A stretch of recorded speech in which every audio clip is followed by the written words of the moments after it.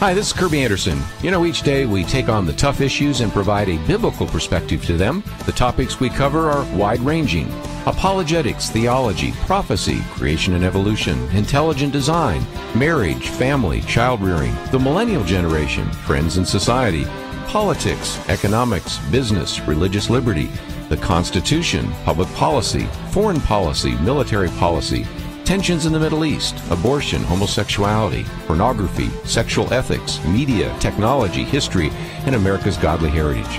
We talk about anything that affects your faith, your family, or your freedom. So don't go anywhere, because Point of View starts right now.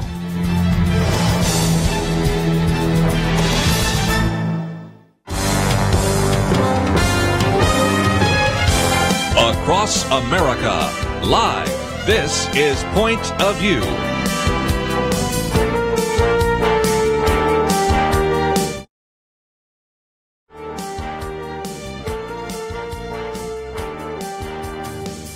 And now, Nick Pitts. And welcome to Point of View on this Millennial Roundtable of the Point of View Radio Talk Show. I am your host, Nick Pitts, and so grateful that Kerby Anderson, who's joining me in studio, has graciously opened up the host chair for me today. Kerby, how are you? It is good to have you in that host chair, too, and I appreciate what you do through the daily briefing. And let me just encourage people that if they aren't subscribing to the daily briefing, that's something that they can do to learn all the ideas that you are expressing every day, not just on Wednesday when you're here on the program. So you're so very kind. So the daily briefing is the email that I send out each morning that goes out to a few people and tries to overview the day's news and provide like a biblical understanding. If it's the light of the light that illuminates our paths and guides our feet, then hopefully it will be able to illuminate the news of the day. And so we're so grateful that you decided to join us for this show. We've got quite a show for you today. Here, coming up on the first hour, we'll take some open lines as we kind of make our way through some of the news. We're going to be talking a little bit about the North Korea summit, the summit that happened in Singapore, the much anticipated summit, and kind of some of the fallout that's happened because of that.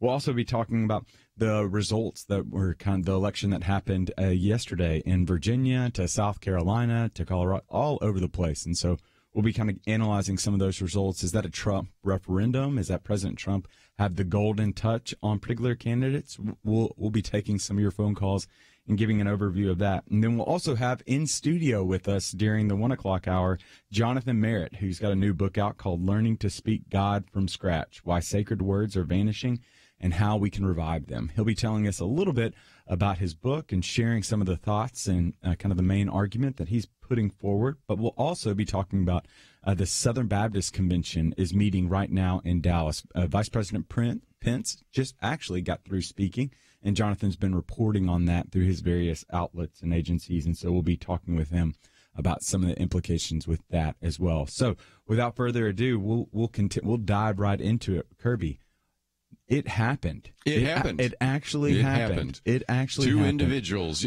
shaking hands in front of flags for North Korea and the United States, and that is the first time. And those of us a little bit older, I know this is Millennial Roundtable, so I'm the old guy. I remember, when we had Nixon going to China, and I can remember when we began to talk around this program about the fact that the Soviet Empire might collapse and the Berlin Wall might fall. Is this of that ilk? I don't know. Probably not, but we don't know, and it is pretty amazing to see those two individuals to actually be on the same stage shaking hands with each other and talking first by themselves and then for about 2 hours with their various aides providing some perspective. So we'll see where it goes from here. So, of course, Kerby is alluding to the summit that happened just on Tuesday, in Singapore, where Kim Jong-un, North Korean supreme leader, met with the leader of the free world, President Donald Trump, in Singapore. And what was so fascinating is this was much anticipated. And who would have thought that this type of meeting would have happened?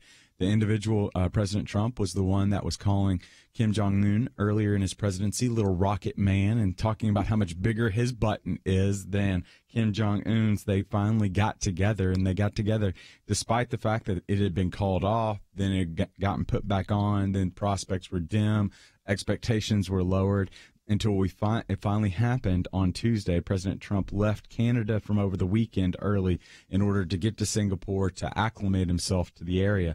And what happened is we saw something that I never would have imagined would have actually happened. I don't think I would have imagined it either, because as you and I have talked about before, there are some pretty strong words, as you just alluded to a minute ago, by Donald Trump. Now, last night on an interview, he said that I did that, and I felt like I was even stupid doing it, you think? But nevertheless, that you've got to meet force with force. And then he decided to cancel the meeting, and I think a lot of people just don't understand that this is a guy that is a negotiator. He's not your typical diplomat. I think we all figured that out a long time ago.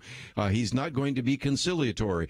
If you do what I say, then you're going to receive benefits, and if you don't, you're going to lose. And I will pull at a moment's notice this meeting, and he did for a short period of time until Kim Jong-un came back. And so we'll see where that goes, because after all, as the New York Times reminds us, the summit was unprecedented, but the statement was vague. And you can read a lot into the tea leaves here, and you can read a lot into the various 4 points. But the real work now takes place. Yeah, so let's think about this for a second, Kerby, because there's been, obviously, no one was really thinking that this would actually happen. But then when it came to actually happening, everyone had a thought about what actually happened. And so what was fascinating is you saw really two kind of galvanizing perspectives that took place. There was one side that very much was antagonistic towards it, that did not think well of it, that just did not wonder why the President of the United States would grace his presence and be in the same picture, especially since Vice President Pence went to great lengths to not be in the picture with North Korean dignitaries during the Winter Olympics. And so there was many that expressed frustration that President Trump would meet, even to the extent of commenting on the flags, about how the flags were at even level. And Chuck Schumer, heard that one. There was very much antagonism on one particular side. And then there was another side, Charlie Kirk of Turning Points USA. He had the phrase that this was President Trump beginning to unthaw, I guess, put the finishing touches on the Cold War, I believe is what he said. And this was such a great step forward relative to North Korean relations, and just thought that this was the best thing that could have happened. And so help us to be able to make sense of what this is, these two polarizing sides. I think this is the ultimate Rorschach test. You know what those are? Where you have an ink blot, and everybody sees what they want to see.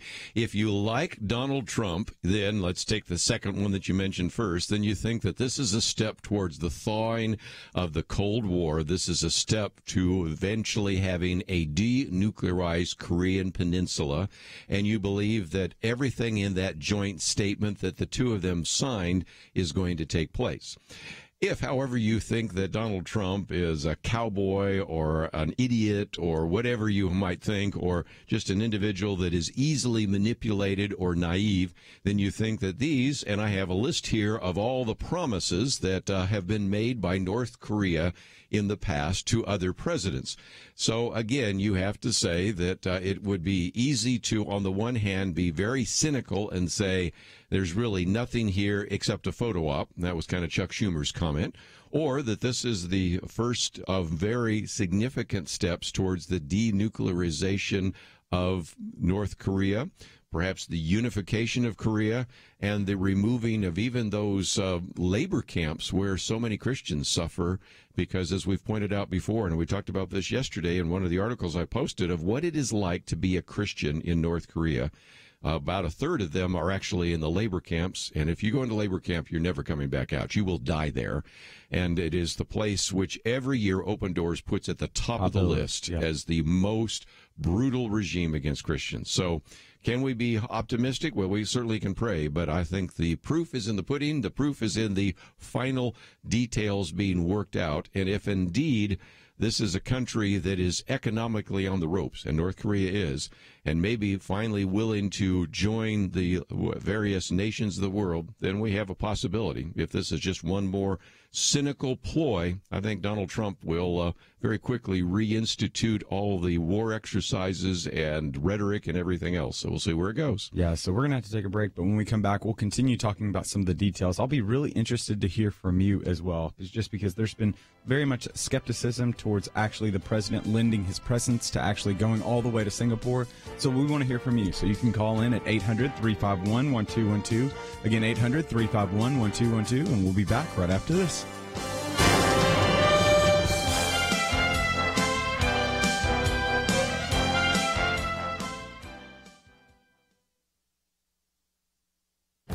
This is Viewpoints with Kerby Anderson. Should the media refrain from providing the name of a mass shooter? I try never to mention the name of someone who has committed a horrible crime. They don't need naming, they need shaming. Unfortunately, most in the media don't follow that policy. John Lott is the president of the Crime Prevention Center and has been on my radio program many times.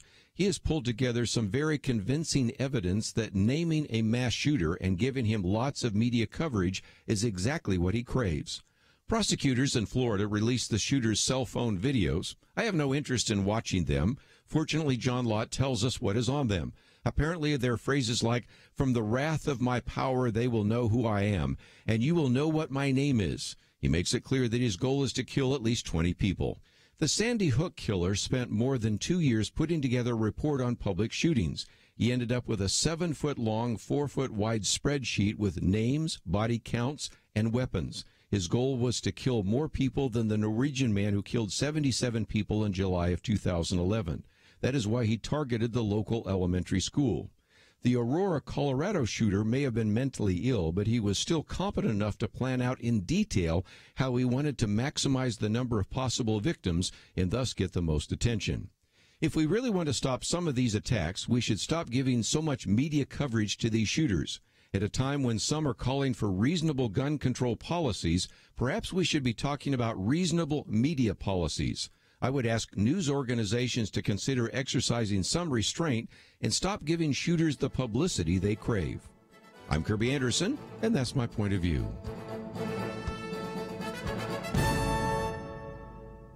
Take Kerby and the Point of View team with you on the go with the Point of View app. Search for Point of View Radio at the Apple or Google Play stores.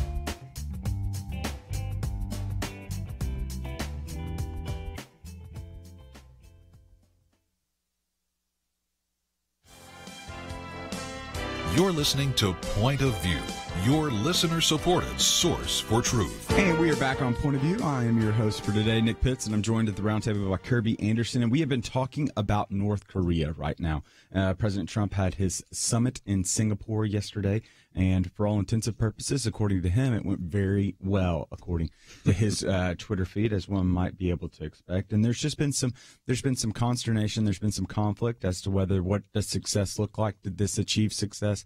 Because Kerby, there's going to be many that were going to say, well, they were up in arms when President Obama had the idea, or at least opened the possibility of wanting to meet with Iran.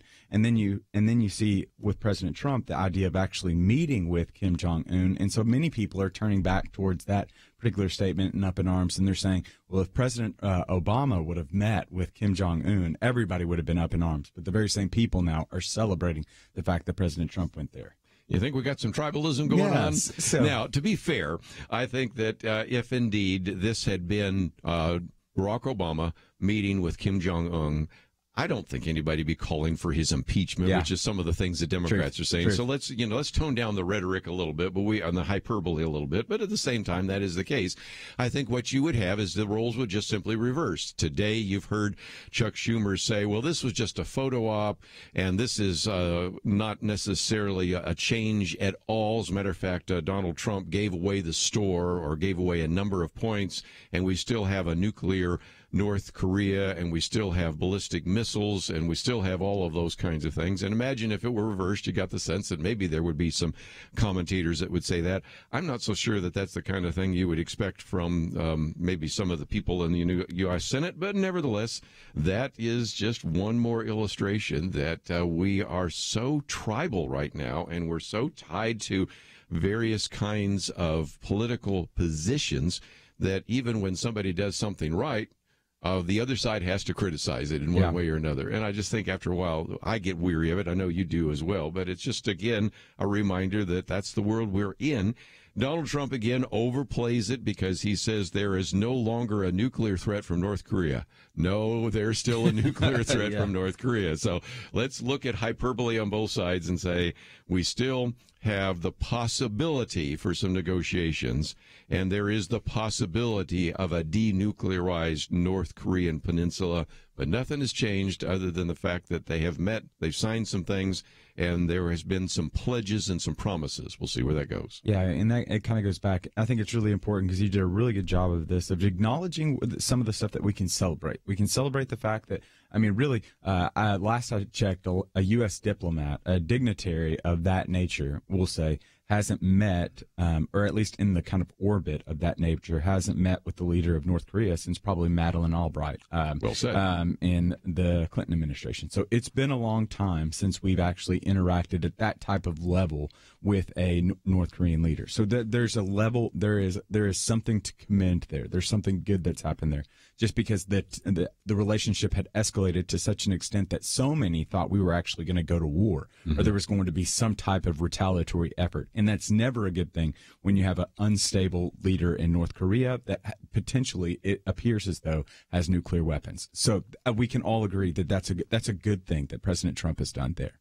Now, on the flip side, though, many would say, well, I know, so perfect, not maybe every illustration is going to break down. Whenever I walk into someone's office, you can always tell that there's certain individuals, the pictures that they have. And on those pictures that they have, it indicates a level of power or access they might be able to have. So if you know someone that's got a picture with a president or got a picture with a certain dignitary, it kind of gives them a little bit of power. It shows that they have some type of convening power or have an ability to access particular channels of power.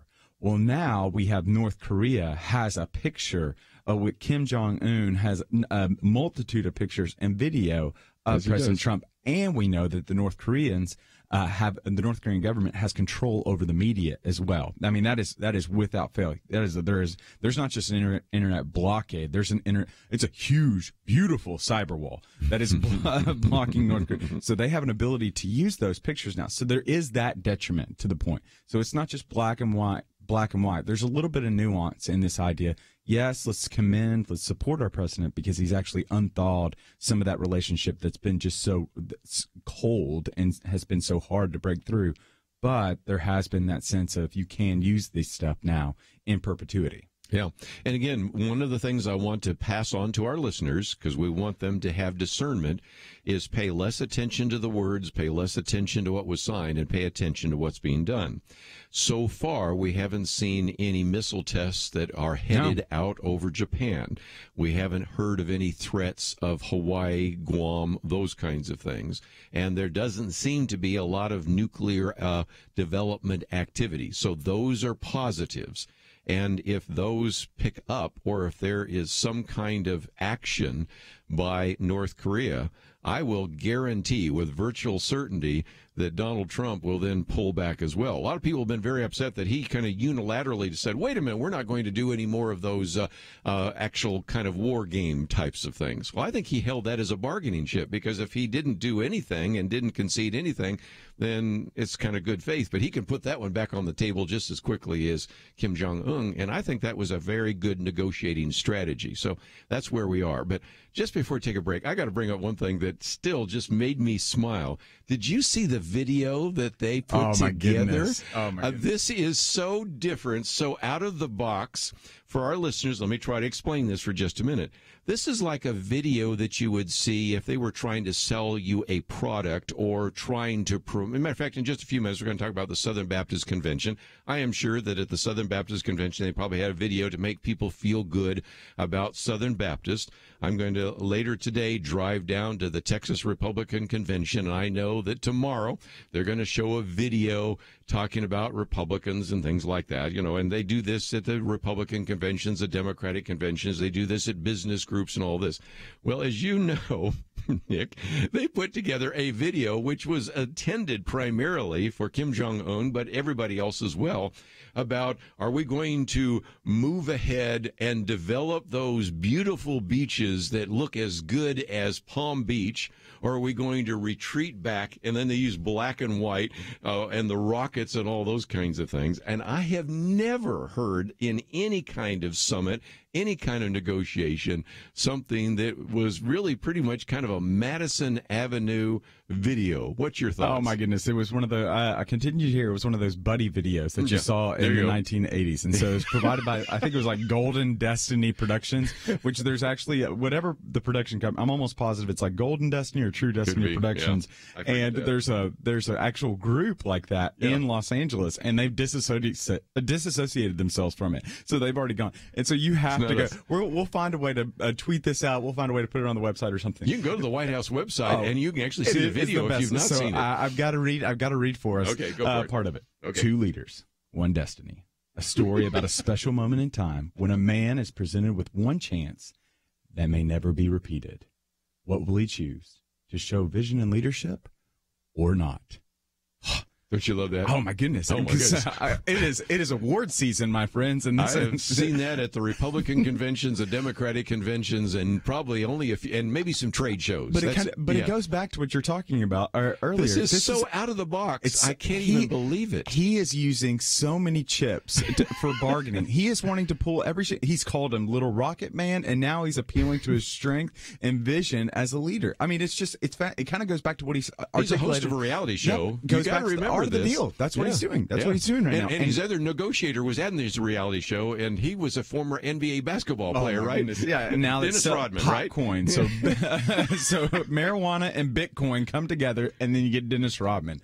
Dallas is so proud. But it does show. It's incredible. It does show I've you never something seen anything like this. Because what you're seeing is President Trump is willing to go above and beyond and reach very much outside the box in order to bring about this. And he's playing upon what he knows is an affinity of Kim Jong-un. Kim Jong-un has notoriously been a big Hollywood fan, just like his father, captivated by Hollywood and the silver screen. And so between the NBA and Hollywood, that's kind of his thing, right? And so if you're not going to invite Dennis Rodman to the actual summit, what you'll do is you'll kind of channel the background of Dennis Rodman in order that he might be able to garner some concessions from him.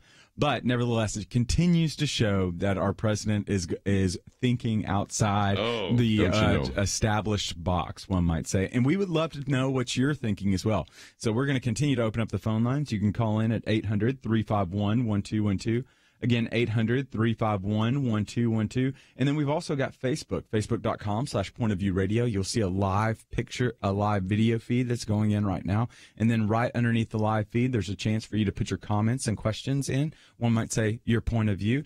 And you can share those online, and we'll share those over air and talk about those as well. And so we're going to have to take one of the breaks. But when we come back, we're going to continue talking about North Korea. Specifically, we'll look into what's actually in the agreement. What was it that they actually signed? What is it? What's been put before us? And then what are the implications coming out of the summit, as well as what, just as recently as earlier this morning, what Mike Pompeo, Secretary of State, has said. But we'll take a break, and then we'll be back right after this. Nancy was uncomfortable, to say the least. As an introvert, she didn't like controversy. But when she learned that parents were prohibited from seeing the contents of a major standardized test, she knew her responsibilities as a parent needed to outweigh her discomfort. Her daughter turned out to be the only student in her district to opt out of the test, and one of just a handful in the entire state of Texas. But she stood her ground, and the next year, Point of View helped her unite with other parents to make a difference for their children. The world loves to force us into its mold and to mock believers when we resist. Your gift to Point of View is an investment in courage and changed lives. And because of a special matching challenge, your gift here in June will have double the impact. Be part of amazing transformations. It all starts with a simple phone call, 1-800-347-5151, or by clicking in to pointofview.net. One day, you were going to make a difference. That future is now. 1-800-347-5151 and pointofview.net. Point of View will continue after this.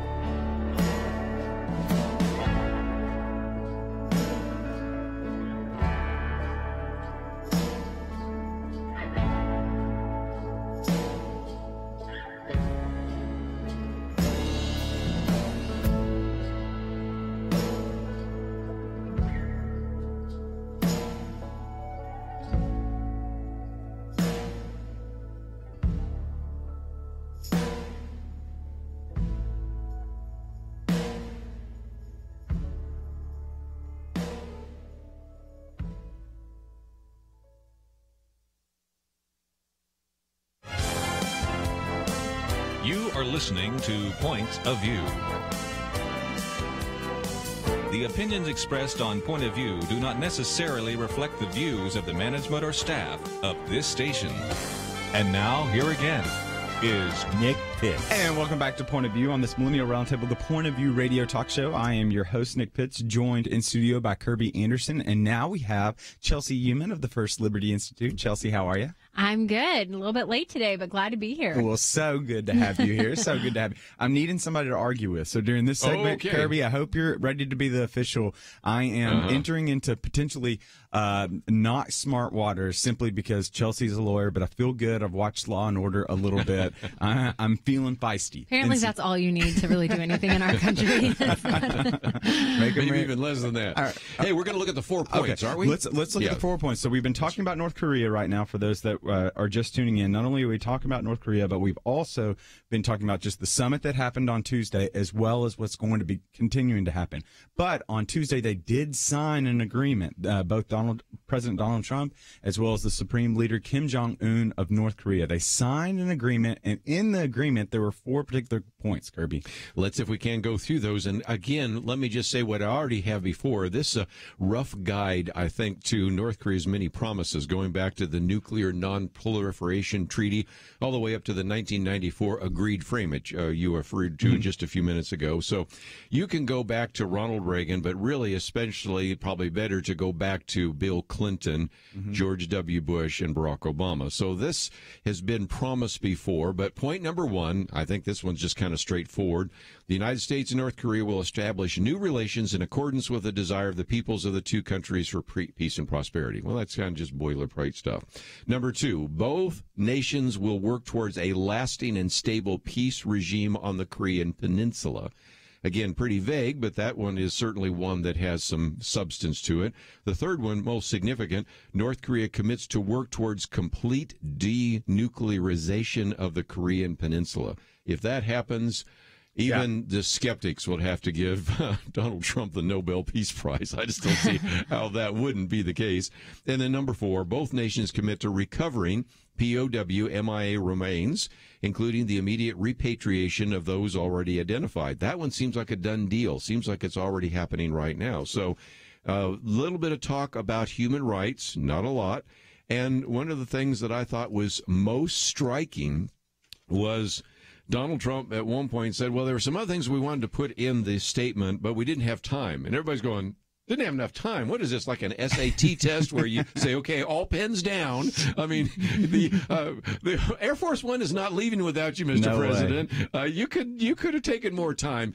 And again, that's just, I think, his negotiating strategy. Just like he said, I'll pull one off the table here right now because I can put her right back down in terms of the war games. And I won't put everything down because we'll negotiate later on. And I'm sure when he's negotiated for various hotels and for various land and for contracting, he's always kept some things back. It's like, when to hold them, know when to fold them. You can sing right now if you want, but nevertheless, that's kind of the negotiating strategy that he's used. So as a result, those are the 4 points. And if number 3 takes place, like I said, this will be a very significant change. And so, Kerby, thank you so much. Kerby outlined the 4 points again. I think it's really important too. We laid it out there in the first segment of the hour, and now we've got Chelsey and I. So, Chelsey, we're gonna have to go back and forth on this. So, for the sake of argument's sake, okay? And so we're gonna try to hide our real opinions, but we'll just go ahead and say that we're gonna go back and forth on this. There are some that are saying that this was not the right move, that we should have never given our presence, especially from the leader of the free world, given our presence over in the North Korean situation. There are others that are arguing that what's it got to hurt? He called him Little Rocket Man. There was it was a point that he just needed to de-escalate the situation, and this would have been the way to do it for his presence. And what we continue to see is Donald Trump utilizes a variety of different tools in order to kind of assuage and bring some type to, I guess, accomplish the deal, one might say. And so, Chelsey, help us to be able to understand from a 4 vantage point why this was such a positive good for the country to do. Okay, well, I think that, first of all, I have to say that the jury is still out, right? Yeah, so we don't know if this is positive. Yep. We this is all conjecture. Everything we're saying, everything everyone's saying, we're hopeful for the best, right? But prepare for the worst is always my negotiation tactic, actually. Now that I gave that one away. Sounds good. But really, we have yet to see if this is going to be positive or negative. But what I can say is I really struggle to reconcile in my mind the differences between this meeting and the Iran deal, which I was adamantly opposed to, as most conservatives were. So I'll start there, actually, because I think history is really important to note here. And I know you guys have already gone through a lot of it. But first and foremost, when it comes to Iran, we were not in a war with them. We were in a proxy potential war, mostly just defensive of our main ally, Israel, whom they were threatening, right? So we are in and have been in an ongoing war for a decade now on the Korean Peninsula. So we are at war with North Korea. I think that's important because they're a direct threat to our country within missile range of our homeland. And so really, to me, that ups the ante on needing to negotiate peace. That the need for peace is a lot more imminent in this situation than the other. A couple of risk factors I don't see here that were there with Iran is a very offensive country. Their goal is to have hegemony in the entire region, constantly causing upset and trying to gain ground and territory, funding terrorism in the Middle East, constantly threatening to erase Israel from the map. So to me, I look at Iran and I see a very unreasonable, situation where the goal there for Iran, if you're looking for negotiation, what is Iran's interest? It's really to rule others, right? North Korea, although every bit as much of a horrible dictator and human rights violation, is more defensive in the way they maneuver with their military. So they're not crossing the border into South Korea or trying to take land. They're less of an offensive presence, more of a defensive presence, which means when we go to the table with them, my concern is not assuaging someone trying to gain territory or wipe someone else off the tape of the map. It's trying to let them know, hey, we're not going to punch you in the face if you denuclearize. And so those were a couple of the differences I saw. Both have human rights violations and issues. The other difference being Iran does not yet have nuclear missiles, supposedly, that we know about. Theirs is mostly uranium use, and they say they're using it locally, right? Whereas here we know that North Korea has ballistic missiles as well as nuclear weapons. So for me, that's the playing field, and I can distinguish the reasoning for us meeting with North Korea on that basis, wanting to end a war or at least make progress towards a war. Now, of course, then we get into the risks to both sides. So I'm taking a lot of time here, but the main risk for the U.S. being we're lending credibility. We're lending credibility to this dictator. But then I had to ask myself, how much credibility do we really have after the Obama administration in the international realm? So this is where I'll catty. transition. It sounds rude, but I know. We look like weak leaders and have for 8 years. And I think Trump is coming out strong. He's coming out strong with our allies. He's coming out strong with China. He's backing everyone away and saying America first across the board.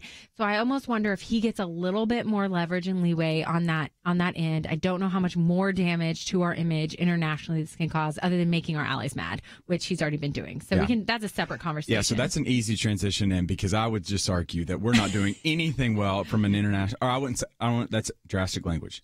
It is very difficult when you have your trade advisor, Pete Navarro, is saying that the Canadian Prime Minister, there's a special place in Hades, because my grandmother's listening and she would be very frustrated if I used double hockey sticks or whatever, double hockey sticks.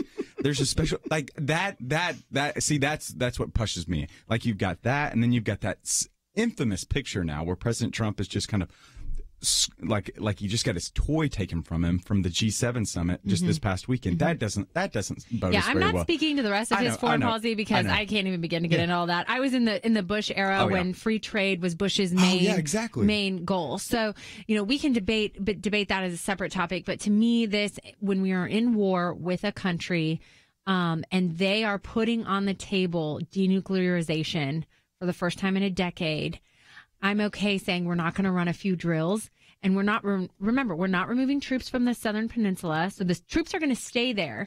And I think that if they don't act swiftly, that this is what they talked about. They're not doing extensive timelines. They're being very specific in the ask. If North Korea doesn't show up and put their money where their mouth is, we start drills tomorrow. And that's kind of, I really do think that that's the worst case scenario. Is we've really lended credibility to him, which is not good and not in our typical interest. But at the end of the day, someone has to make a judgment call of what is it worth to you? And this is my question for you, Nick. Like, what's it worth to you, the chance of denuclearization? Yeah, and what so are then you I would willing go, to give? Yeah, I would go all the way back to 1990, right? That's when we started that whole either 1990 or maybe 88 when we started the denuclearization. In 92. We got a 92 joint declaration, of course, and I want to say that goes back even in the further. 1994 And agreed framework. Yeah, and so we've heard this song before, right? We've heard this, and they've continued to back out of that. So the whole idea of denuclearization, especially when you sign a document that gives there's one, lacking detail. Two, there's no verification process. Three, we have no potential to be able to put people in there. As it is right now, again, it's still very early. I didn't say it would work. Oh, yeah. Oh, we're going to have to take a break because now we hear it. So this isn't fair because Chelsey got to talk the entire time. But we will be back right after these breaks.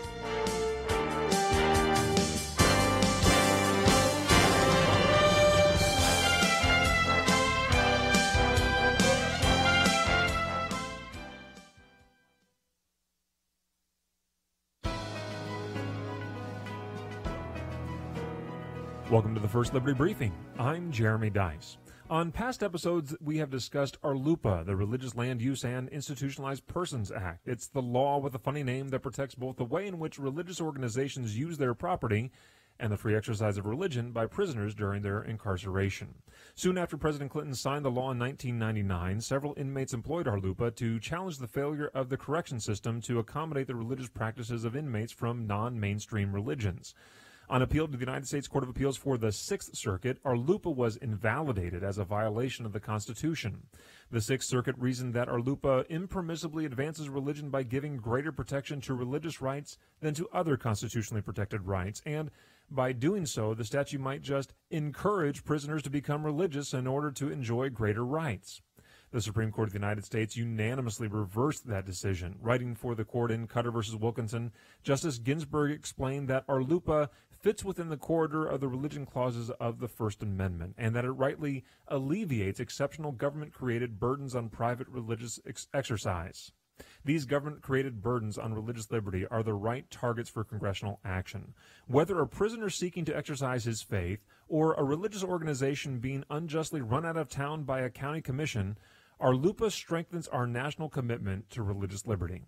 To learn how First Liberty is protecting religious liberty for all Americans, visit firstliberty.org. You can learn how to protect religious freedom in the workplace, public schools, your church, the military, and more by downloading First Liberty's free Religious Liberty Protection Kits at firstliberty.org. That's firstliberty.org. If you want hope for religious freedom, go to firstliberty.org.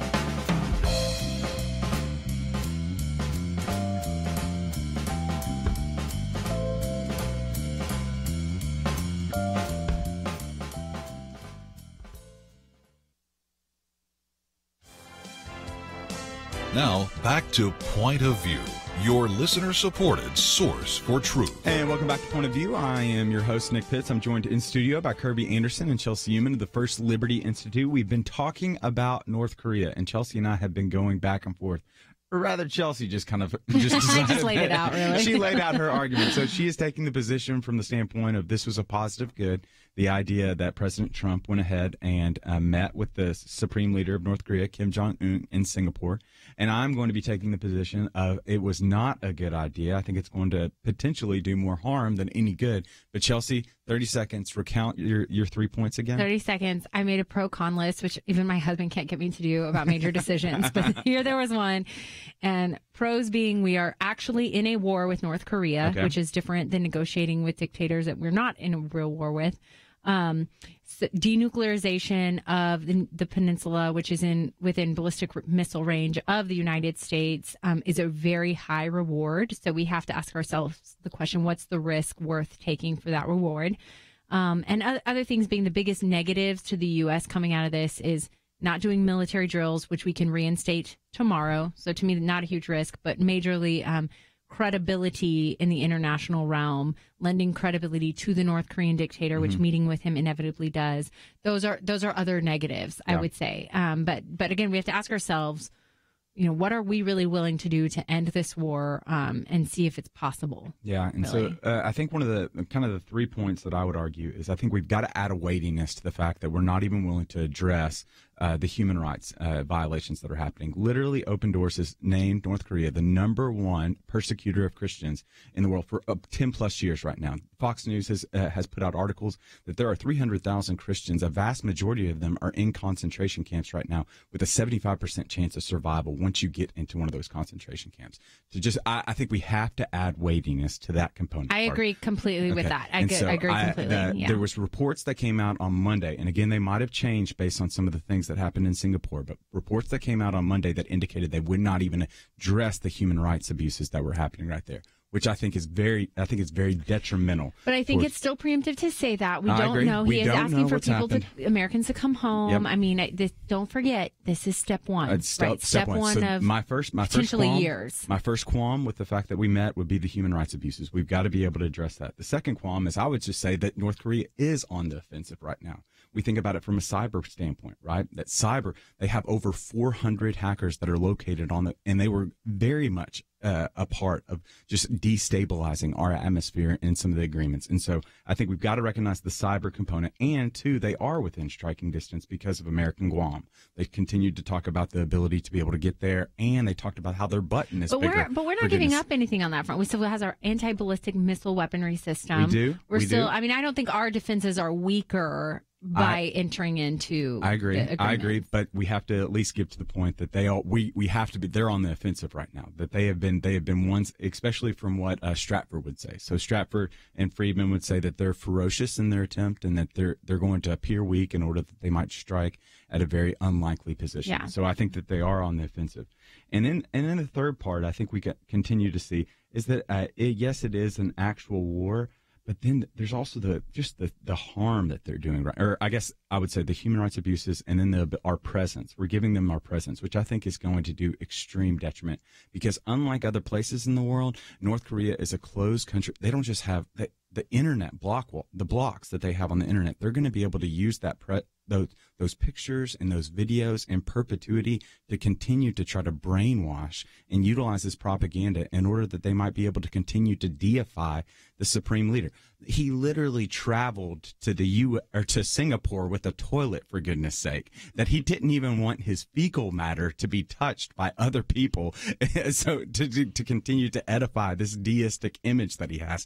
So I think for us to give our credibility specifically for the supreme leader of the world to take time out of his schedule to leave early the G7, which is some of our strongest allies, to leave them early in order to be able to make his way to Singapore to go towards a known enemy that we're still at war with, I just think was very harmful. I think it was very harmful. And again, I think it was unwise for us to give, especially when there was nothing set in stone before we moved forward. There was no preconditions towards it. And then we're leaving and there's still more ambiguity than there is clarity. Right. I don't think it's fair to say after one initial meeting that we're going to have the answers to all those questions. Okay. Right. Okay. So it's too early to say that this is a win or a loss. We knew he was going to leave the G7 summit because the things he was missing out on, by the way, have y'all seen he was missing out on things. It was like in the environment and gas emissions. It was things that are not a high priority for him to expend his time on. So yes, he's making our allies mad. I personally can't defend that, but I understand that he said what he was going to do in foreign policy, and he said that on the campaign trail, and he's delivering on that promise, which is America first. And if he believes it is in our military and war interest to leave the G7 summit talking about gas emissions to go deal with a war we're in for a decade, I think I'm going to give him the benefit of the doubt on that. But the bottom line is, I think there's another thing that really is bringing them to the table.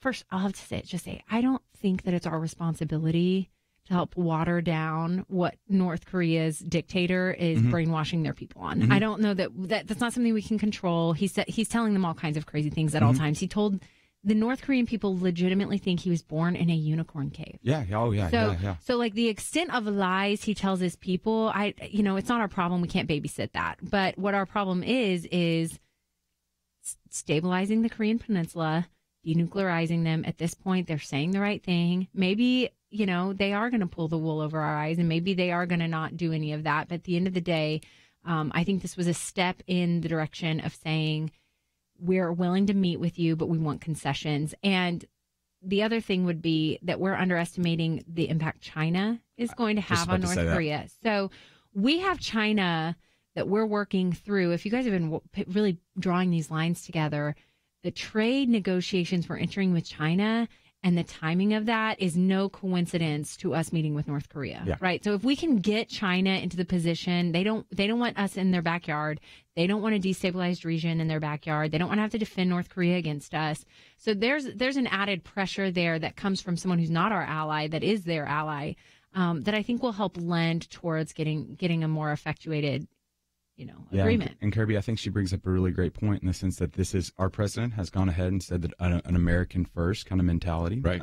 And Farrow had a great article in the New Yorker that talked about how America is taking a step back as China is taking a step forward. And we don't need to let that go by the wayside. We need to be keenly aware of the power plays that are happening right now, especially relative to us taking a step back, China taking a step forward, even to the extent that they're creating islands, for goodness sake, in the South China Sea right now. I know, isn't that amazing? Yeah. And again, that's been happening for some time. Again, this is the Millennial Roundtable. I need to say that some of these happened even while you kids were in grade school, and it's just gotten worse. But at the same time, they're also dealing with some of their own economic and demographic issues as well, with first one-child policy and all the rest. But if nothing else, I want to summarize what Chelsey said, and it's kind of Winston Churchill. Jaw is better than war, right?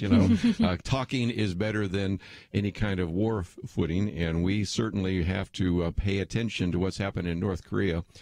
And I've said before, this is high risk, high reward. I mean, if he brings about some kind of denuclearization, even partial one, that's going to be significant. But at the same time, I understand what you're saying as well. We gave them some great PR tools, if you will, propaganda tools. So we'll see where that plays itself out. But don't have to worry about what they're going to do. They're going to do crazy things behind that cyber wall anyway. But they did give us a pretty good little PR thing in the fact that President Trump made a beautiful video. Oh, and don't you love the video? We have got and that. We're going to post the video. The video has been posted. So now you can watch the video. So kind of the background story is President Trump at the very end of his conversation with Kim Jong-un shared a video of what could potentially look like. And so it's a movie trailer-esque. And so you can go to our website, pointofview.net, to be able to see that video, 4 minutes, and we've got an 8-minute break. So situate yourself in front of your computer, watch that, grab some popcorn, and we'll be back right after this.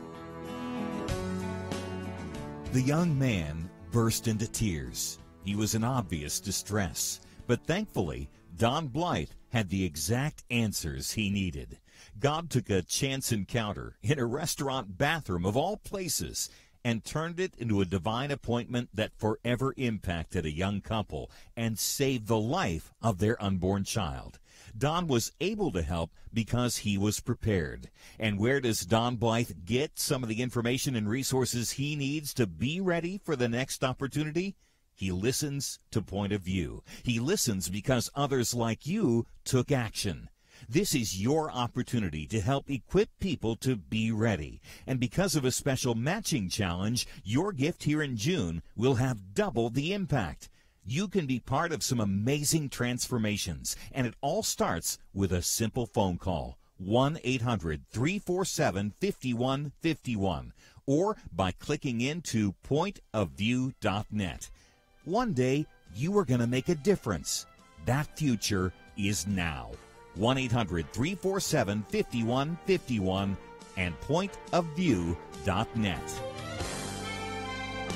Point of View will continue after this.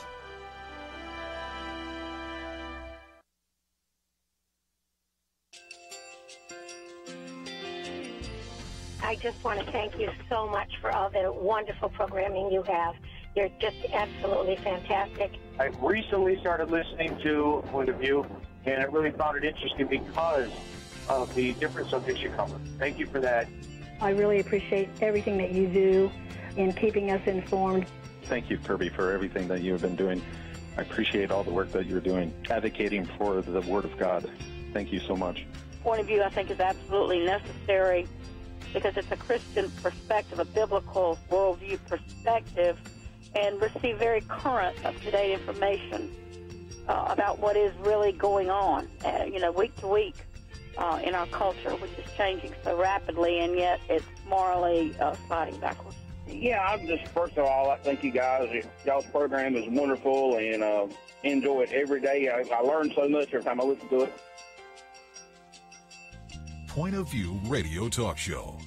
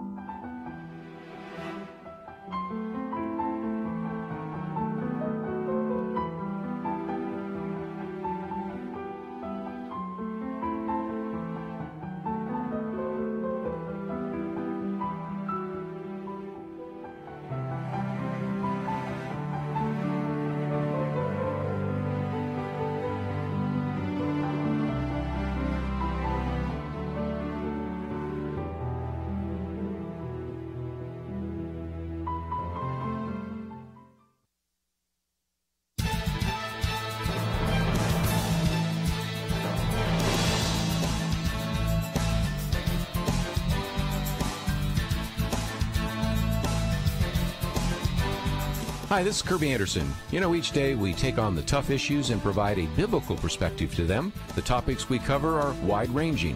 Apologetics, theology, prophecy, creation and evolution, intelligent design, marriage, family, child-rearing, the millennial generation, friends and society, politics, economics, business, religious liberty, the Constitution, public policy, foreign policy, military policy, tensions in the Middle East, abortion, homosexuality, pornography, sexual ethics, media, technology, history, and America's godly heritage. We talk about anything that affects your faith, your family, or your freedom. So don't go anywhere, because Point of View starts right now.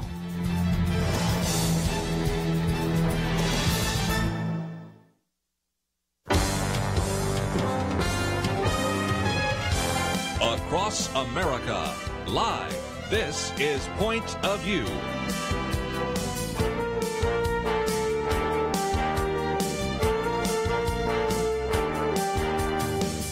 And now, Nick Pitts. And welcome back to Point of View on this June 13th, 2018 day. My name is Nick Pitts, your host for the Point of View radio talk show, the Millennial Roundtable, on this Wednesday. And I'm joined on the Millennial Roundtable with Chelsey Youman of the First Liberty Institute. Chelsey, how are you? I'm good today. So good, so good. And Kerby Anderson, of course, the man, the myth, the legend. How are you, Kerby? I'm just here as the token, and you're going to get another millennial here in about 15 minutes, aren't you? Exactly. So I'm definitely outvoted now. So then we have been talking about North Korea. During the first hour, we kind of touched on North Korea and the summit that happened in Singapore earlier this week between President Trump and then Supreme Leader Kim Jong-un. We've been talking about that, the pros and the cons, the fors, against. Chelsey and I went back and forth.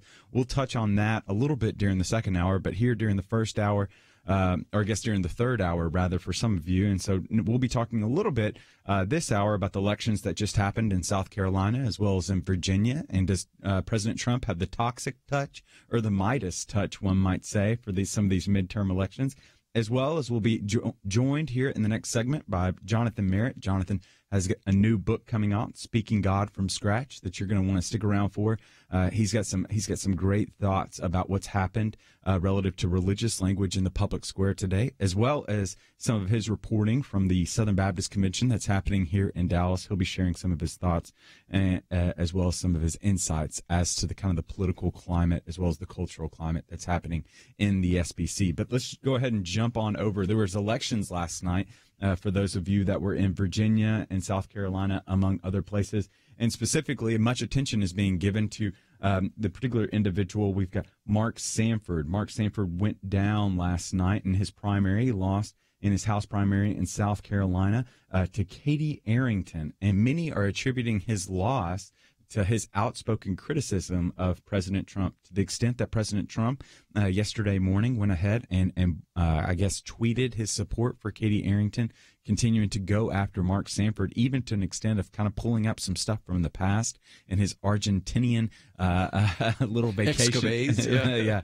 His remarks that he went to. So not only professionally going after him for being an antagonistic voice against the administration, but also personally going after him in his tweet as well. And we can thank Jack Dorsey for Twitter of making it 280 characters so that he could get in both of those. But Chelsey, it brings up a really good point for these 2018 elections, these midterm elections that are coming up. It really does show the power of the president's Twitter, but also for some, though, they're trying to figure out, am I in a district whereby I need to run close to President Trump, or am I in a district that I need to be at least a voice of opposition against President Trump? I know that is the question of the day. I mean, it really is a question. I think we have to look at maps to really get down into the nitty gritty on this. But Trump's doing a great job by conservative and Republican standards for most of the issues he's tackled. He's been pro-life, pro-faith. The economy's doing well. So I think that a lot of his supporters have been strengthened and bolstered by his policies. And maybe those who are on the fence are now supporters of him after 2 years and seeing those policies really help our country out. So I think aligning yourself with him does good in some of these regions. But of course, we've got to beat Democrats in November and try to keep some seats during the midterms, not just win the primaries. Yeah, I think that's one of the interesting things, Kerby, is what Chelsey illuminates, is the fact that it really is. It's very dependent upon the district that you're in. Yes. What you've got. I mean, you see Katie Arrington, that's run very close to President Trump, and she's pulls out the victory in South Carolina. But then you've got, if you bring it all the way back here to Dallas specifically, you've got Bunny Pounds, who is an individual that ran very closely to President Trump, even had Vice President Pence's endorsement, and she did not succeed in her runoff race relative to the Republican primary in her district. So it really is a very interesting dynamic going into 2018. Lots of times during these midterm elections, they try to make it a national referendum. Sometimes that's worked better than others. You know, you can go back to the 1990s that you had, of course, the contract with America and made that a national issue. But most of the time, back to Chelsey's comment, it depends on which district you are in. There are some general rules. If you are in a really solidly blue state and in a solidly blue congressional seat or something of that nature, I think you don't even want to mention the name Donald Trump. And I think you will have enough difficulty having your opponent mentioning Donald Trump in all sorts of ads. But if you're in a purple swing state and you're in a place where Donald Trump has won before, as he has certainly in South Carolina and places like that, then that works for you. The interesting irony, I want to hear from some of our South Carolina listeners, is that Mark Sanford is with the Freedom Caucus. Okay, that's about as conservative as you can get. Okay, Mark Sanford is also suffering the death of 1,000 small cuts because, you know, whether he was governor, whether he said some things critical of Donald Trump, maybe those eventually caused him to lose, but he is not your typical person to have lost a primary. He's certainly not a typical conservative to have distanced himself that much from Donald Trump. So there maybe isn't a lesson to be learned because of the unusual set of circumstances there in South Carolina. I think one of the fascinating things is I retweeted this earlier today. Brent Woodcox, he said, quote, "It's kind of amazing that Mark Sanford could cheat on his wife, abandon his post as governor, embarrass the state of South Carolina, yet still be elected to Congress. But criticizing Trump, though, was the step That's the too deal far." breaker. And I think it wasn't just that. I think it was all the things up to it. I would be curious to hear from listeners as to what really happened behind the scenes there.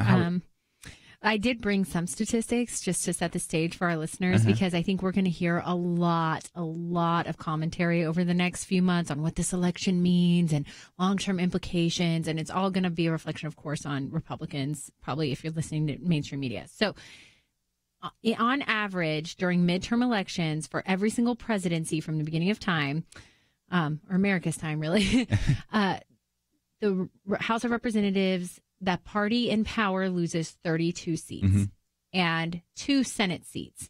And so in this case, for Democrats to take over, they only need 24 seats.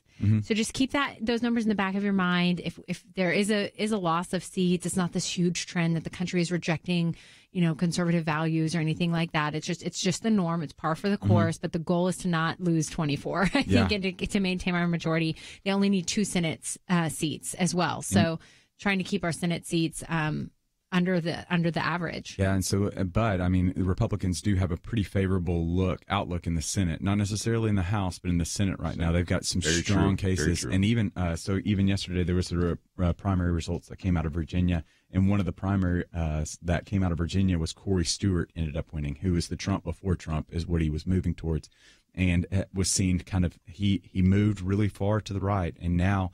They don't think he's very electable in the purple state of Virginia. And so Cory Gardner, who's over the National Senate fund that's there, has said that he's not going to receive a significant amount of funding from that group, because you think about just some of the races that they're going to have. They've got Tennessee with Marsha Blackburn. They've got Dean Heller in Nevada. They've got Ohio. They've got Rick Scott in Florida, which is very expensive.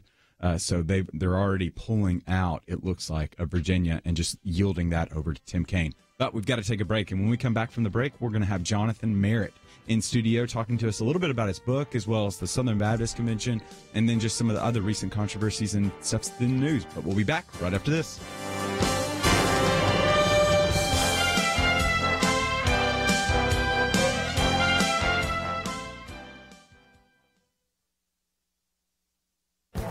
This is Viewpoints with Kerby Anderson. Should the media refrain from providing the name of a mass shooter? I try never to mention the name of someone who has committed a horrible crime. They don't need naming, they need shaming. Unfortunately, most in the media don't follow that policy. John Lott is the president of the Crime Prevention Center and has been on my radio program many times. He has pulled together some very convincing evidence that naming a mass shooter and giving him lots of media coverage is exactly what he craves. Prosecutors in Florida released the shooter's cell phone videos. I have no interest in watching them. Fortunately, John Lott tells us what is on them. Apparently, there are phrases like, "From the wrath of my power, they will know who I am, and you will know what my name is." He makes it clear that his goal is to kill at least 20 people. The Sandy Hook killer spent more than 2 years putting together a report on public shootings. He ended up with a 7-foot-long, 4-foot-wide spreadsheet with names, body counts, and weapons. His goal was to kill more people than the Norwegian man who killed 77 people in July of 2011. That is why he targeted the local elementary school. The Aurora, Colorado shooter may have been mentally ill, but he was still competent enough to plan out in detail how he wanted to maximize the number of possible victims and thus get the most attention. If we really want to stop some of these attacks, we should stop giving so much media coverage to these shooters. At a time when some are calling for reasonable gun control policies, perhaps we should be talking about reasonable media policies. I would ask news organizations to consider exercising some restraint and stop giving shooters the publicity they crave. I'm Kerby Anderson, and that's my point of view.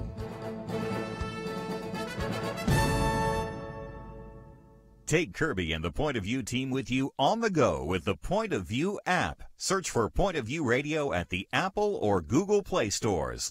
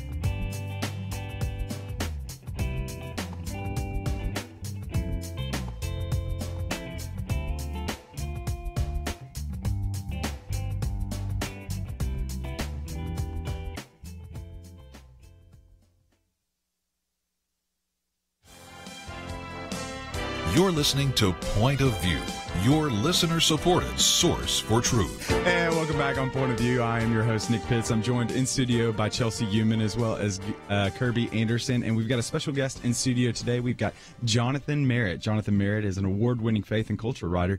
Published over 3,500 articles in USA Today, the Washington Post, New York Times was just recently featured there, as well as a contributing writer for The Atlantic, and also a senior columnist for Religious News Service. But he also has a new book out, which is one of the reasons why he is here today. Jonathan's got a book out that will be coming out in August, Learning to Speak God from Scratch, Why Sacred Words Are Vanishing and How We Can Revive Them. Jonathan, great to have you here. Oh, thanks so much. I'm happy to be here. This is my first time in this beautiful studio. Hey, it's a beautiful studio. It turned out pretty well, didn't it? Yeah. This is, by the way, it's 1 year anniversary. We just mentioned 1 year anniversary in the brand new studio. Cupcakes. I know. Should have brought cupcakes. You should have brought cupcakes. That's for sure. That's for sure. But nevertheless, so Jonathan, help us to better understand. You've got this new book out, Learning to Speak God from Scratch. What is this book about? What are you trying to accomplish with this? Yeah, what this book does is it really quantifies a cultural crisis that is affecting tens of millions of Americans. And most people know that this is going on, but what I try to do in this book is to quantify it, which is that despite widespread religiosity in the United States, most Americans, even most church-going Americans, do not feel confident to have spiritual conversations on a regular basis. We're not using sacred words. There's been a decrease in sacred words in the English-speaking world over the last at least half century. And what I'm arguing in the book is that this actually matters because what we speak about shapes what we think about, and what we think about shapes the way we behave. The less that we talk about about God and faith, spirituality, the less that we talk about the inner life and morality, the less that our culture is shaped by those issues. And so we're actually seeing our culture shifting in ways, and these ways are not just cultural shifts. If you trace them back, you find that they are rhetorical shifts. And so what I hope to do in this book is to encourage people to give them a new framework for how to have spiritual conversations with their friends, their families, their neighbors, and their coworkers. And I bet most people listening out there say, I struggle with this, and I need help speaking God from scratch. That's phenomenal. And so you were talking about how there's words and there's actions as well, because I think it's really important. I mean, the trends all show the actions. We're praying less, we're giving less, we're not going to church, we're going to church less. The only thing that's gone up, according to Jean Twenge and her research, is the belief that we're actually going to heaven, which is just a fascinating twist. Everything else is going down relative to the religious disciplines, but going up is our belief we're going to happen. But tell us a little bit, can you expand, because you worked with Barna on this book, correct? To be able to come up with some numbers, especially for those of us that are skeptical in nature, really wanting to see the data behind that. Yeah, well, it actually started not with the Barna study. It started when I moved to New York City, and Okay. I moved to New York City from the Bible Belt. So if you're from the South, you know just how big of a culture shock that was. And what I found was, even though I had been fluent in religious language and spiritual speak all my life, suddenly I was really struggling to have these kinds of conversations with people. We weren't working from the same script. We didn't have the same vocabulary. I would use words and people would ask for a definition and I couldn't give them one. And that was a real jarring experience. What I did was I started to dig into Google Ngram data. Some of you guys, maybe you're listening to this, you know that Google has kind of cataloged all of the books, the articles, the websites, the speeches in the English-speaking world over the last several hundred years. And you can actually search the frequency with which we're using certain words at different times. When you track that over time, what you see is a massive decline in sacred words. Now, I expected when I looked at that we would see a decrease in words like sanctification. You know, those real big, meaty theological words where it's hard to get your mouth around them. I expected that. But actually, if you look at it, you find words like grace decreased. Kindness words have decreased by about 50%. Courage words have decreased. Communal words have decreased, while individualistic language has increased. Ethical words have decreased. Economic language has increased. And there's this shift happening right beneath our noses, and we're not even paying attention to it. Well, I wanted to figure out what this looked like in real time. So I conducted a survey with Barna, the Barna Group, which is a great social research firm that looks at religious Americans. And we talked to over 1,000 Americans, and we found that the vast majority of Americans are not what I call speaking God on a regular basis. In fact, only about 7% of Americans say they have a spiritual conversation on about a once-a-week basis. Now, this bothered me because about over 70% of Americans claim to be Christian. Say that one more time. Only about 7% of Americans have a spiritual conversation on a once-a-week basis. Wow. Now, what I expected was, okay, that's all the fake Christians, right? What about all the church-going folks? When you look at church-going Christians, practicing Christians, that number only bumps up to about 13%. So if you're in your church, you're sitting on your pew or in your seats at your church, you look down the row, only about 1 in 8 of those Christians are having spiritual conversations on a regular basis. So I wanted to figure out why that was happening and what could be done about it, if anything. So help us to be able to understand. And again, if you have a question or comment that you'd like to call in, Jonathan will be here for the next 45 minutes. And so you can call in at 800-351-1212. Again, that number is 800-351-1212. And we've also got the live feed that's opening on Facebook right now. So facebook.com/pointofviewradio.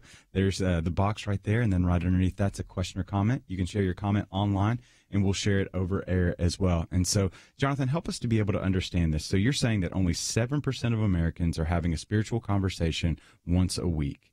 And then if they're religious in orientation, then it jumps up just a slight bit. What do you account for this? Why is this happening? Why has there just been this decrease? So this was the thing that really vexed me when I got this data back. And so what I wanted to do was figure out why. I knew that was a big question. Why were we not speaking God? So what we did was we took everybody who wasn't speaking God frequently, and we decided to sit down with them and have more conversations. And we said, why aren't you?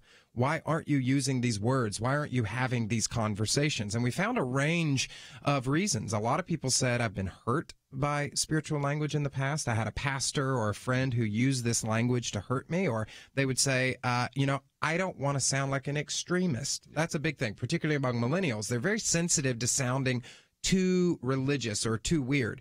Some people say that the number one answer we got is that religious language has become politicized. And by the way, we should say this.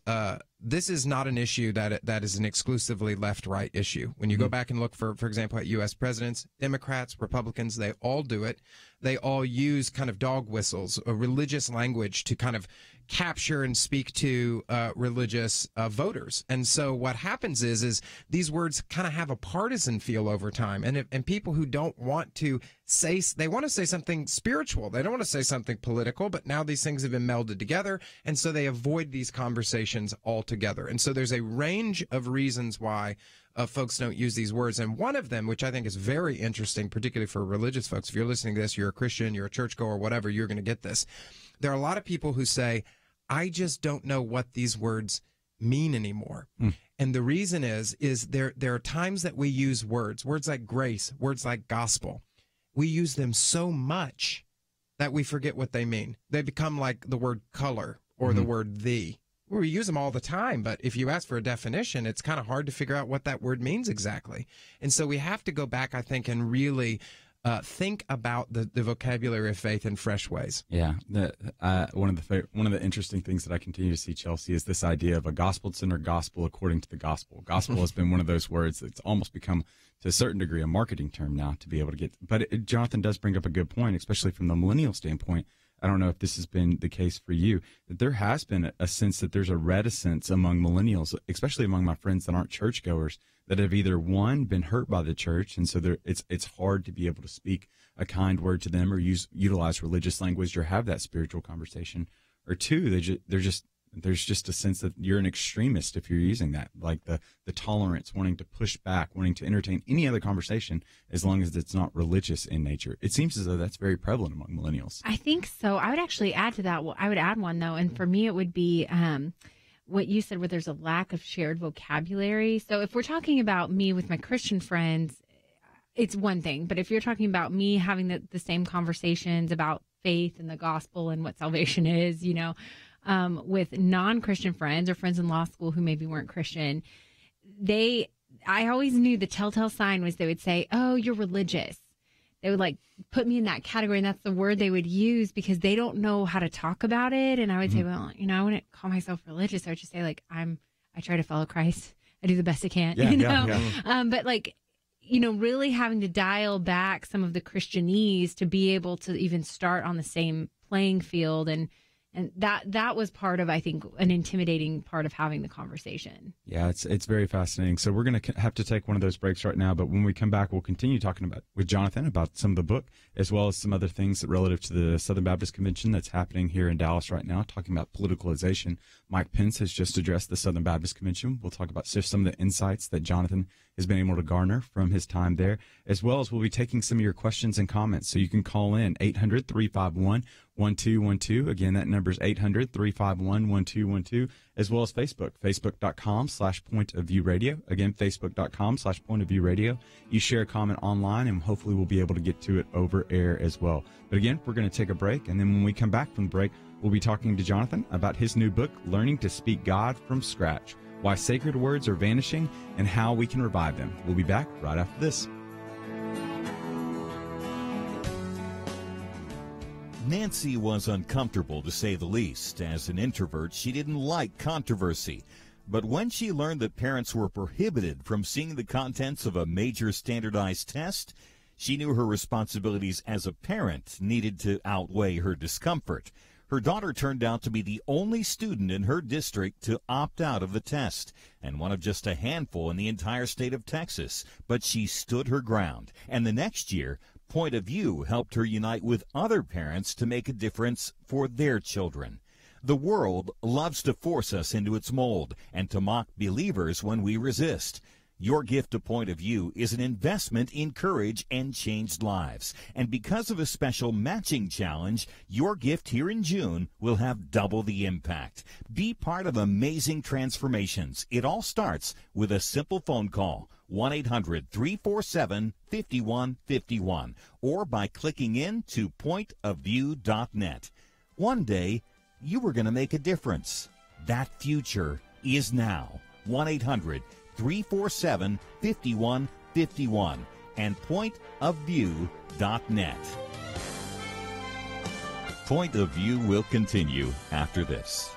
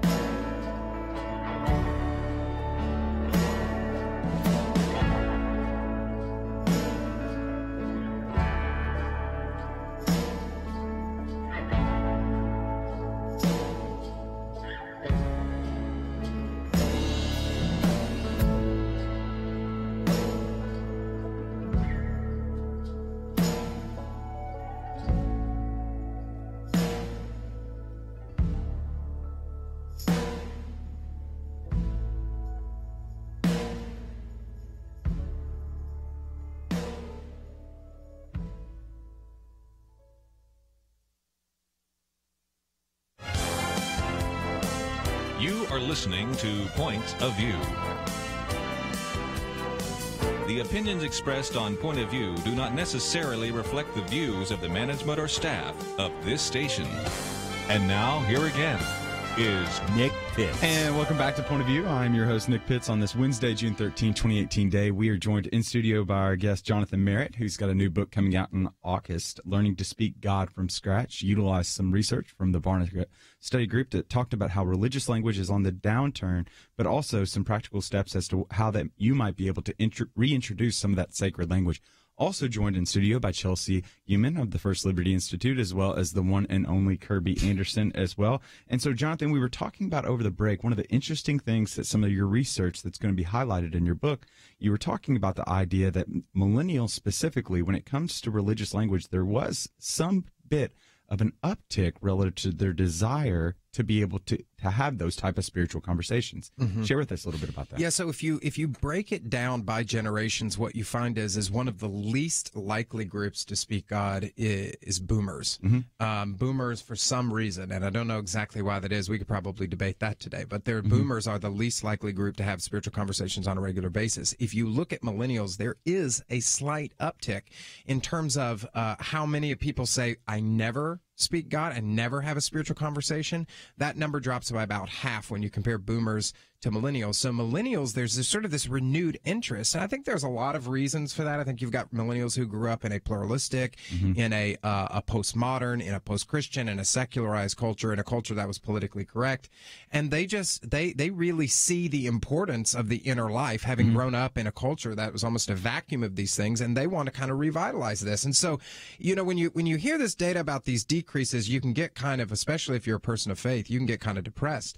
But there actually is that silver lining, that there is another generation coming up that I think is ripe for a revitalization of these kinds of conversations. Yeah, it's fascinating. So if you kind of look at the axiomatically, you think about it from a boomer standpoint, it's familiarity breeds contempt, right? That don't let the left hand know what the right hand's doing.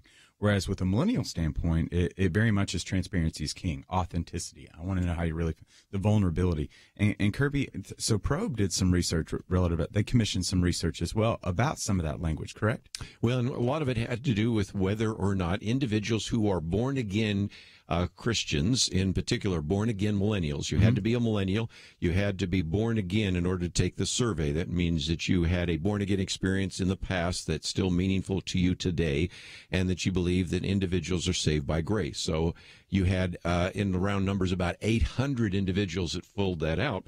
But one of the things that we found, interesting enough, Jonathan, is that they might want to have spiritual conversations, but they don't necessarily do evangelism. In other words, evangelism only gets down to about 2% of all the born-again millennials in any context whatsoever even share their faith. And when you ask them what they meant share their faith, sometimes it just means, well, I go to church, not exactly giving the gospel. And I think you found that in your survey as well, because evangelism was seen as extreme, right? Yeah, if you look at the Barna data, and this is a little bit scary, actually, that the majority of Americans now say that attempting to convert someone to your faith makes you extremist, the majority of Americans. So if you're out there and you share your faith, you're an extremist. Most Americans say you're an extremist. And they say a jihadi is an extremist. They say you're an extremist. Same language. Wow. Same language being used. And that's scary, that you're put into the same rhetorical box. What's interesting is that millennials are the number one group to say, I don't want to do anything that makes me feel extremist. And they're the number one group to say,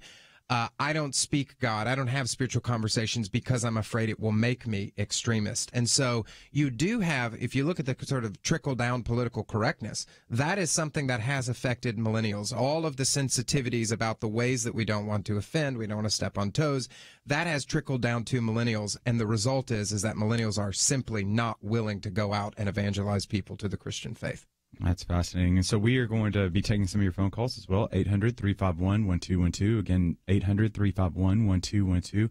Or you can hop on Facebook, facebook.com/Point of View Radio. Share your question or comment online, and we'll share it over air as well. This is just really fascinating because, I mean, Chelsey, from a millennial standpoint, to a certain degree, there is, we grew up in that Book of Mormon was out, and so kind of a satirical look at kind of proselytizing from the Mormon faith.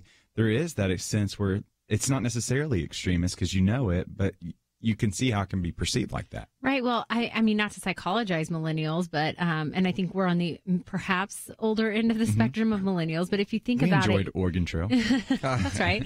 The vast majority of millennials have heard the word evangelist as termed as a negative, as it's kind of like an extreme thing. If they're watching the news or the media, the left views that as, the evangelist crowd, but also if you think about it, millennials are probably less siloed than most people in their life. When you are in your young 20s, you're not in a vacuum with going to work and your family and your friends, right? You are bouncing ideas off of others at college. There's a lot of diversity around you. You're hearing ideas and theories for the first time ever. Your ideology is being challenged for the first time ever. So I could see how millennials want to have these authentic conversations, but when it comes to maybe personally identifying with them or having to be an outlier, they're still wanting to go with the crowd. They're young, and maybe immature. Whereas the older I get, I don't know about you guys, the older I get, the less I care what people think about me. Calm down, there's Chelsey. something beautiful to it. It's kidding.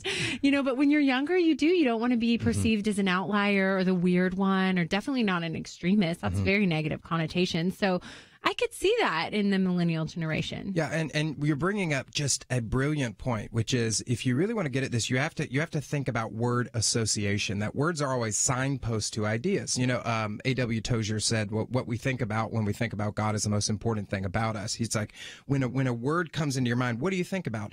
When the word evangelist comes into your mind, what do millennials think about? Do they think about somebody, a winsome person who cares about you and loves you, sitting down and have a conversation? No, they're thinking about the toothy grinning guy on TV asking for money for a private plane. They're thinking about the street preacher out at the Dallas Cowboys game who's shouting that everybody's going to hell. The types of things that have been contextualized as evangelism and as evangelist in popular culture are not things you want to be associated with. So it's no wonder that we're allergic to it. What we have to do is go back when it comes to millennials, particularly in the church and in the culture, and redefine what an evangelist is. Okay. One of the questions I want to ask you is, the words are changing. Is it because people are avoiding those words like grace, or that they don't know the words in the first place? When we talk about millennials, aren't we talking about the most secular generation in American history? They may not have even heard some of those words because they weren't in Sunday school class in the first place to hear them. Yeah, the answer, is it this or that? The answer in this case is yes. It's both. It's both and. We're not using the words, and as a result, we don't know what the words mean. So if you go into a lot of churches today, a lot of millennials were raised in churches in the 1990s when there was kind of the seeker-sensitive revolution, the worship wars, all of these things, the move toward relevance. Yeah. And so people shied away from using any kind of language that felt religious, and which also bred, I think, in some ways, a theological shallowness that we weren't taught to really think about what these words mean.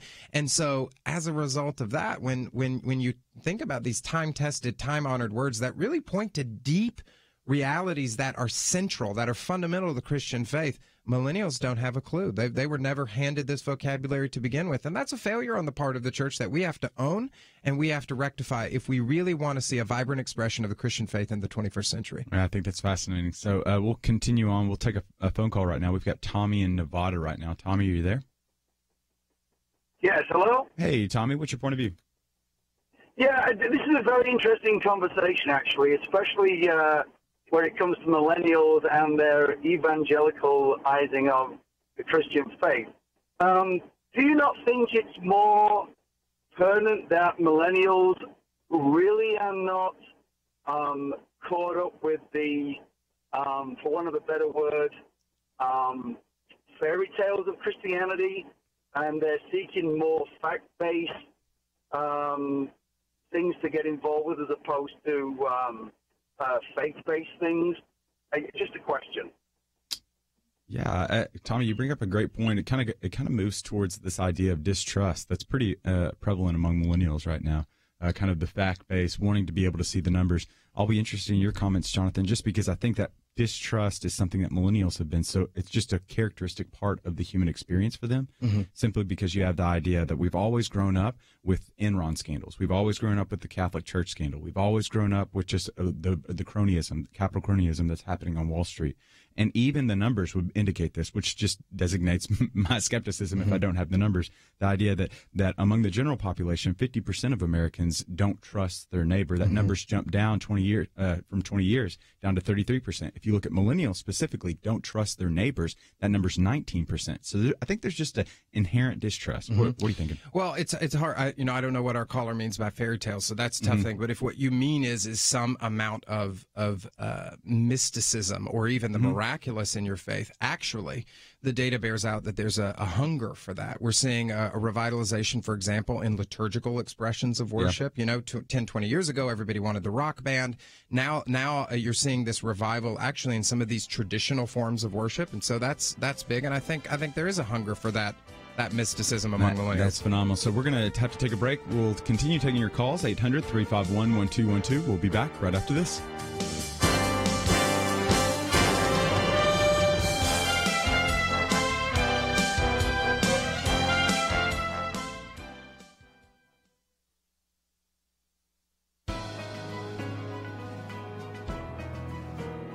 Welcome to the First Liberty Briefing. I'm Jeremy Dice. On past episodes, we have discussed RLUIPA, the Religious Land Use and Institutionalized Persons Act. It's the law with a funny name that protects both the way in which religious organizations use their property and the free exercise of religion by prisoners during their incarceration. Soon after President Clinton signed the law in 1999, several inmates employed RLUIPA to challenge the failure of the correction system to accommodate the religious practices of inmates from non-mainstream religions. On appeal to the United States Court of Appeals for the Sixth Circuit, RLUIPA was invalidated as a violation of the Constitution. The Sixth Circuit reasoned that RLUIPA impermissibly advances religion by giving greater protection to religious rights than to other constitutionally protected rights, and by doing so, the statute might just encourage prisoners to become religious in order to enjoy greater rights.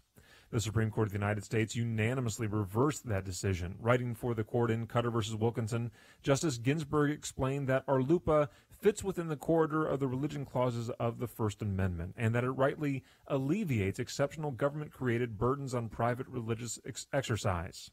These government-created burdens on religious liberty are the right targets for congressional action. Whether a prisoner seeking to exercise his faith or a religious organization being unjustly run out of town by a county commission, RLUIPA strengthens our national commitment to religious liberty. To learn how First Liberty is protecting religious liberty for all Americans, visit firstliberty.org.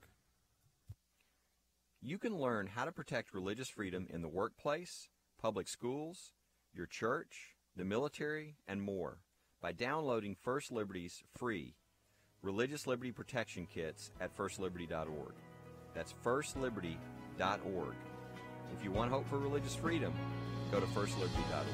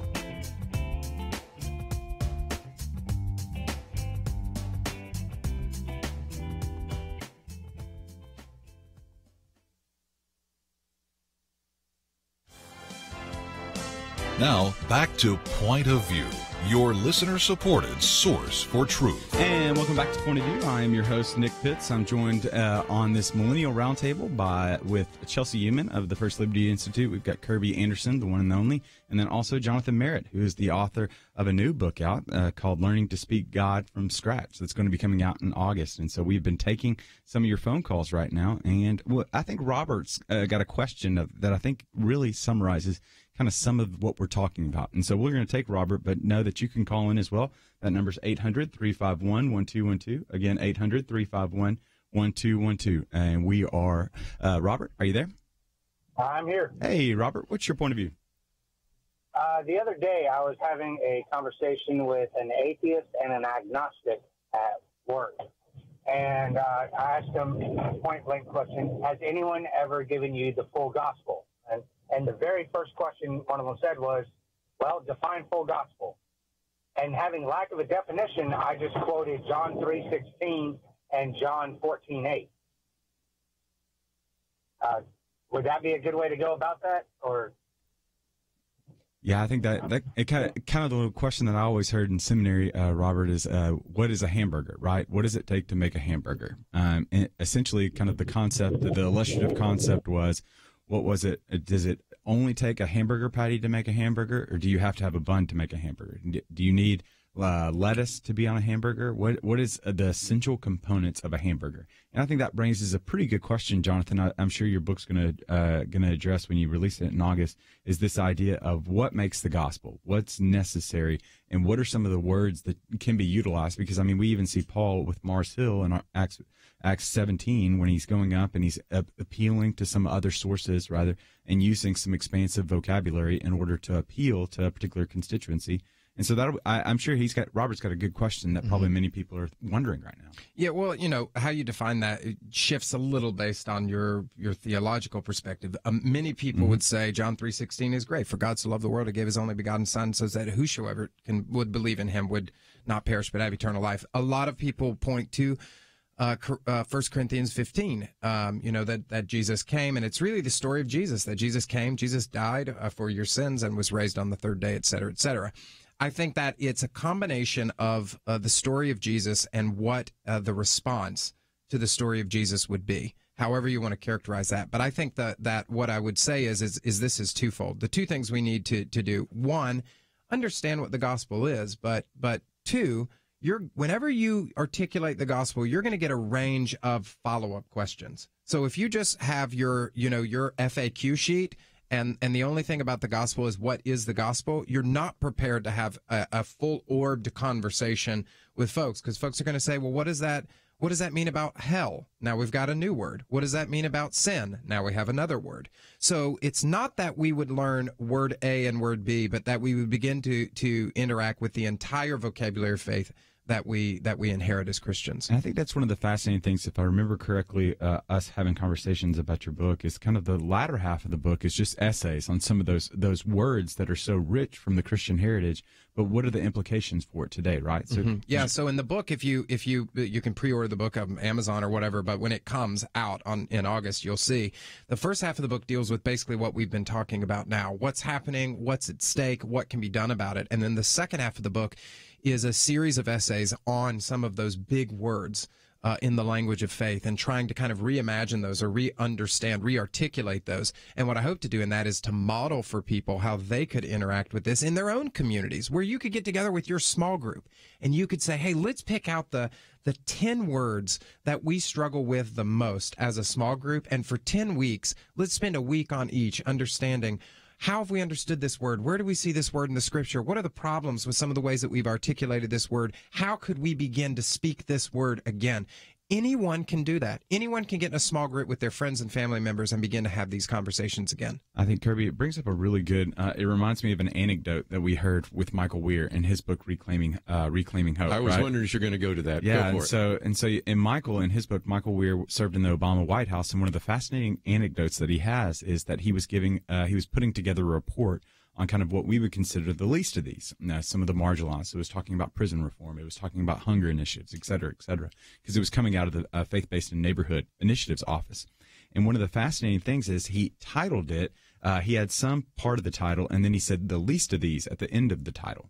And when he sent it off to his superiors, they struck out the least of these. Well, he thought that was, well, okay, I'm going to put it in again because it's so important, especially since it's coming out of the Faith-Based Office. He puts it back in, they strike it again. Eventually, they have a conversation, and the guy in the White House says, why do you continue Who are to the put least of these? Yeah. That makes no sense whatsoever. Unless you read the Bible, it doesn't. Yeah, and it illuminates something that we just need to be very keenly aware. In 2018, people are not as religiously literate as they once were, and so it requires, to a certain degree, Christians, if you want to utilize the word, that's great, but be ready for the follow-up question, right? That's right. Yeah. Well, and you can't just assume that everybody understands what it means. But I think one thing that you're touching on is incredibly important. It's not just that we're religiously illiterate. We're biblically illiterate. You know, even if you go into evangelical churches where people claim to be sort of, quote, Bible-believing Christians, most of those people, they're not actually interacting with the Bible on a regular basis. They're reading devotionals, snippets. They get maybe a thing or two from some app on their phone, or they read books from megachurch pastors that have, you know, one verse at the top with 3,000 words of that person's commentary on it. And most people are not actually reading the Bible where these words come from. And that's hard because Christians and Jews, by the way, as well, fancy themselves people of the book. This is a book that is steeped in the rhetoric of faith. It's training us up to speak these words that God has given us, and most people don't engage with that. So it's no surprise to me that if we don't engage with the place where we find these words used in the most robust way, that we wouldn't understand what these words mean. Yeah, for me, I really hold my life on the idea that cleanliness is next to godliness, and God helps those who help themselves. Those are my favorite verses. I'll just go ahead and say. And so we'll take one more caller. We've got Lorelda. Is that true? Lorelda, am I pronouncing it right? That's close enough. It's just named it's more important. Brothers, been listening for a little while. I had to take a late lunch. I'm that substitute teacher, caregiver, Jill of all jobs. So what came to mind when you were talking about our evangelizing, our sharing, is what I kind of tell, especially the high school kids, about the Bible being their owner's manual.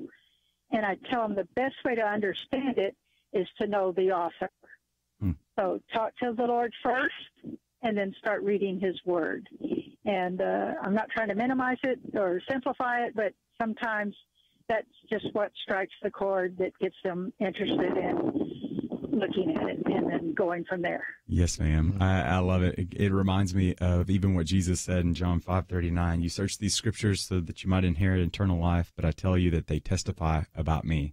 That even Jesus said in Matthew 5:17 that I haven't come to abolish the law, but rather I've come to fulfill the law. And this book, the biblical narrative, is pointing to a king that is coming back for his people. And so we are so grateful for him as well as for individuals like Jonathan. So, Jonathan, tell our listeners where they can pick up your book, when it's coming out, et cetera, et cetera. Yeah, the book will be out August the 14th. It's called Learning to Speak God from Scratch, Why Sacred Words Are Vanishing and How We Can Revive Them. You can go to speakgodbook.com. That's kind of your one-stop shop, because if you go there, you'll have all of the retailers that you can pre-order the book on. And if you pre-order the book there, we will actually send you a bunch of free swag, and we will put you into a drawing for all kinds of gifts, including a trip to New York City. Hey. That's going to be one on there. Okay. So deal. go to speakgodbook.com. That's the easiest way to pre-order, and you can pre-order with any retailer you want. It's sold wherever fine books are sold, as they say. But not those inappropriate books. Not the books that are not fine. I don't know what that means. Well, Jonathan, thank you so much for joining us. My pleasure. We are so grateful for you, and then we are going to have to take a break. But when we come back from the break, we'll continue talking about some of the news and headlines of the day. We've got North Korea as well as the election that happened just yesterday. So you be back, and we'll be back right after this. The young man burst into tears. He was in obvious distress. But thankfully, Don Blythe had the exact answers he needed. God took a chance encounter in a restaurant bathroom of all places and turned it into a divine appointment that forever impacted a young couple and saved the life of their unborn child. Don was able to help because he was prepared. And where does Don Blythe get some of the information and resources he needs to be ready for the next opportunity? He listens to Point of View. He listens because others like you took action. This is your opportunity to help equip people to be ready. And because of a special matching challenge, your gift here in June will have double the impact. You can be part of some amazing transformations, and it all starts with a simple phone call, 1-800-347-5151, or by clicking into pointofview.net. One day, you are going to make a difference. That future is now. 1-800-347-5151 and pointofview.net. Point of View will continue after this.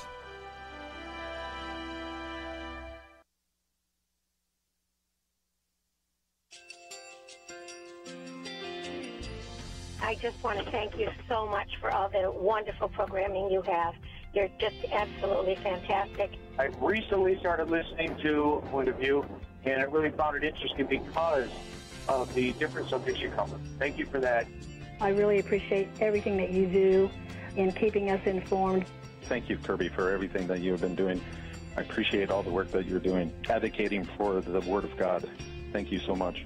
Point of view, I think, is absolutely necessary because it's a Christian perspective, a biblical worldview perspective, and receive very current, up-to-date information about what is really going on, week to week in our culture, which is changing so rapidly, and yet it's morally sliding backwards. Yeah, I'm just, first of all, I thank you guys. Y'all's program is wonderful, and enjoy it every day. I learn so much every time I listen to it. Point of View Radio Talk Show.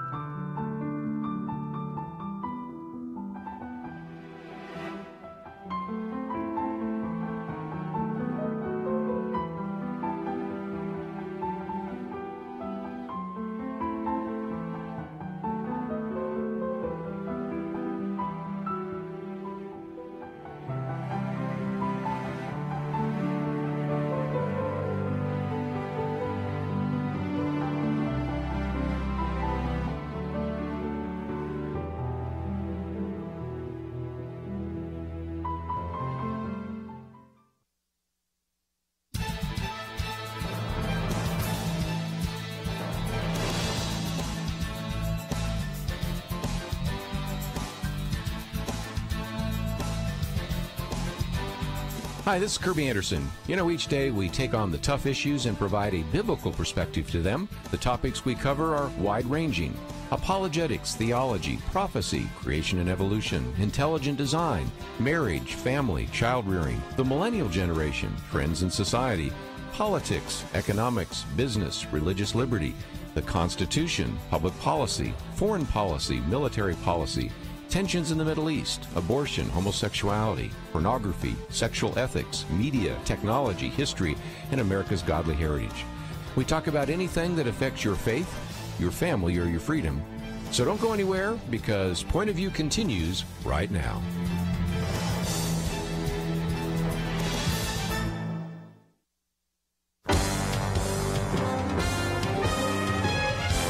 Across America, live. This is Point of View.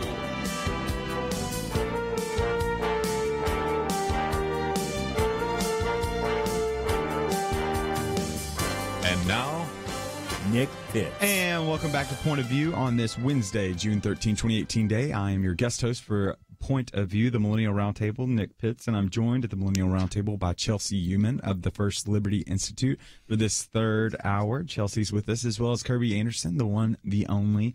Kerby Anderson is joining us, and we have had quite a show for you. If you're tuning in on Facebook right now, you are a marathon runner, or a marathon watcher rather.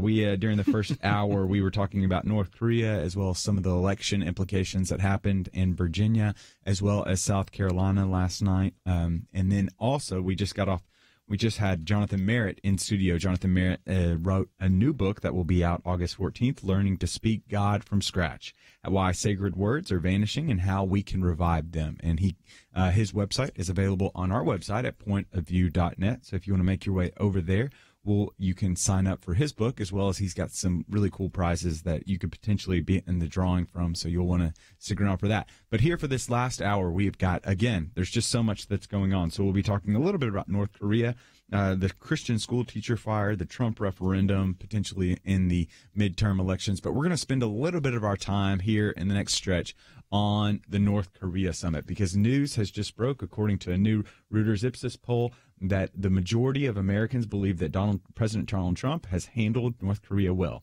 According to the latest Reuters poll, 51% of respondents said they approve of how President Trump has dealt with tensions on the Korean Peninsula, with 40% saying they believe that President Trump deserves the most credit for a landmark summit with North Korean leader Kim Jong-un, which is just fascinating that the majority of Americans believe I guess they're with you, they Chelsey. Agree on something. It's just fascinating. And so let's just rewind for a little bit, Kerby. I think that'll be very helpful for our listeners. And so we'll remember the Singapore summit. The summit happened finally on Tuesday, despite all of leading up to it, everything from Dennis Rodman to cancellations, et cetera, et cetera. The summit happened on Tuesday. President Trump ended up meeting with Supreme Leader Kim Jong-un, and there were some that just were very antagonistic, very vocal in their negativity towards the summit, not believing it to be good, a positive good, that President Trump would lend his credibility and his presence to this North Korean summit with this just a kind of a murderous leader, would be quite literally honest definition. But then there are others that saw as him de-escalating the situation. So you had this summit that happened, and out of this summit, there was a page and a half, 4 particular points that they signed towards, Kerby. And again, I'll try to give those real quickly. The United States and North Korea will establish new relations in accordance with the desire of the peoples of the two countries for peace and prosperity. That's kind of boilerplate, but again, if that happens, that's great. Number 2, both nations will work towards a lasting and stable peace regime in the Korean Peninsula. That ends up with some kind of reunification in North Korea. That would be the most incredible action in modern times. The third one is kind of the issue, and that is North Korea commits to work towards complete denuclearization of the Korean Peninsula. Well, if that sounds like a deja vu all over again, or maybe like the Groundhog Day movie, that's because we've had the Nuclear Non-Proliferation Treaty, we've had the 1992 Joint Declaration, we've had the 1993 Joint Statement, the 1994 Agreed Framework, the 2000 Communique. Need I go on? You get the point. So those words have been in documents before, and we're still where we are right now. And then the fourth one, both nations recommit to and commit to recovering POW and MIA remains, including the immediate repatriation of those already identified, and some of that is taking place. So the big issue is whether this is just window dressing or whether this could actually be a step towards denuclearization. And your reaction, I thought, was interesting because you said, well, I can't believe all the people that have this. Well, even though where you talked about North Korea and how they will use these pictures to actually be a propaganda tool, there is a sense in which you've got to also recognize, Nick, that when we talk about a lot of the American people, they're low information citizens, and they see a picture of Donald Trump and the supreme leader of North Korea, and they're shaking hands and they're going, okay, I guess something actually took place. Yeah. And so if they don't dig any further than that, they're going to say, well, this was a success simply because they both appeared on the same stage and shook hands with one another. Yeah, because it really did. There's just two sides that really did galvanize both sides of the conversation, rather. It was so fascinating because very few had thoughts relative to actually what would actually go into this. And now we're wondering that quite a few of us have thoughts relative to what we think about what happened in Singapore. And so we'd also love to hear from you. So you can call in at 800-351-1212. Again, that number is 800-351-1212. Or you can jump on over to Facebook, facebook.com/pointofviewradio. We'd love to hear from you. So you can leave your comment online and we'll share it over air as well. And so during the first hour, Chelsey, you and I kind of went back and forth. We decided that we were going to take positions as to whether we thought that this was a positive or whether we thought this was a negative. And so we'll continue that. I'll let you continue to hold the positive position because I think I'm going to win on the negative. We're not going to talk about who won. See. Not that anybody's competitive here, but okay. So help listeners to be able to understand what are some of the positives that potentially could come or from this particular move of moving towards us Singapore summit. Sure. Not to start with a disclaimer, but I am going to caveat this with I think it is way too soon to tell whether this is positive or negative. I think that at this point it's pure conjecture. You know, we are going to hope for the best, but prepare for the worst. That I'll start with that. But I will say that I initially had to reconcile in my mind. I was very against the Iran deal that Obama entered into. And so not to go too far back, but I really think it's important for everyone to know, why were we against the Iran deal with Obama, but we're pro the North Korea deal, and what are some of the differentiating factors there. So if y'all don't mind, I'll go through a little bit of how I've processed this, and that is to look at history. Okay, so with Iran, it's important to know first and foremost we were not at war with Iran. Okay, there might be some form of proxy war through Syria, maybe, but at the end of the day, Iran's biggest threat to us is through our ally Israel, right? And so we're there to support Israel to make sure they don't get wiped off the face of the earth, which Iran has openly stated they wanted to do. So we're not at war with Iran. Second, Iran, from a military standpoint, is predominantly offensive more than defensive. And so, I should go back. So we are, by the way, at war with North Korea. And I think we all know that. But just in case you don't, we've been at war there for over a decade without resolution. They are in close proximity to us where their ballistic missile system could potentially reach us at the continental U.S. level. So from a military standpoint, I think that's a really big difference to highlight. We're at war here, viable threat. Second, Iran, as I mentioned, is more offensive. They talk a lot about hegemony in the region. They make moves in the region. We can look at Syria as a really strong example of that, how they build military presence throughout. They fund terrorists. Iran makes moves, but for the purpose of mostly a power grab. And again, has used really threatening language directly towards our ally. Whereas North Korea, on the other side, appears from a military standpoint to be predominantly defensive.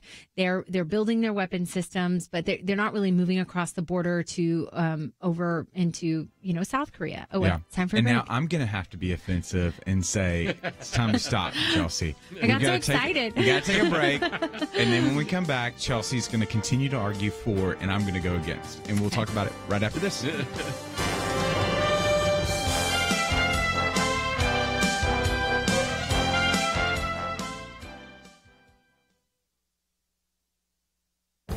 This is Viewpoints with Kerby Anderson. Should the media refrain from providing the name of a mass shooter? I try never to mention the name of someone who has committed a horrible crime. They don't need naming, they need shaming. Unfortunately, most in the media don't follow that policy. John Lott is the president of the Crime Prevention Center and has been on my radio program many times. He has pulled together some very convincing evidence that naming a mass shooter and giving him lots of media coverage is exactly what he craves. Prosecutors in Florida released the shooter's cell phone videos. I have no interest in watching them. Fortunately, John Lott tells us what is on them. Apparently, there are phrases like, "From the wrath of my power, they will know who I am, and you will know what my name is." He makes it clear that his goal is to kill at least 20 people. The Sandy Hook killer spent more than 2 years putting together a report on public shootings. He ended up with a 7-foot-long, 4-foot-wide spreadsheet with names, body counts, and weapons. His goal was to kill more people than the Norwegian man who killed 77 people in July of 2011. That is why he targeted the local elementary school. The Aurora, Colorado shooter may have been mentally ill, but he was still competent enough to plan out in detail how he wanted to maximize the number of possible victims and thus get the most attention. If we really want to stop some of these attacks, we should stop giving so much media coverage to these shooters. At a time when some are calling for reasonable gun control policies, perhaps we should be talking about reasonable media policies. I would ask news organizations to consider exercising some restraint and stop giving shooters the publicity they crave. I'm Kerby Anderson, and that's my point of view. Take Kerby and the Point of View team with you on the go with the Point of View app. Search for Point of View Radio at the Apple or Google Play stores.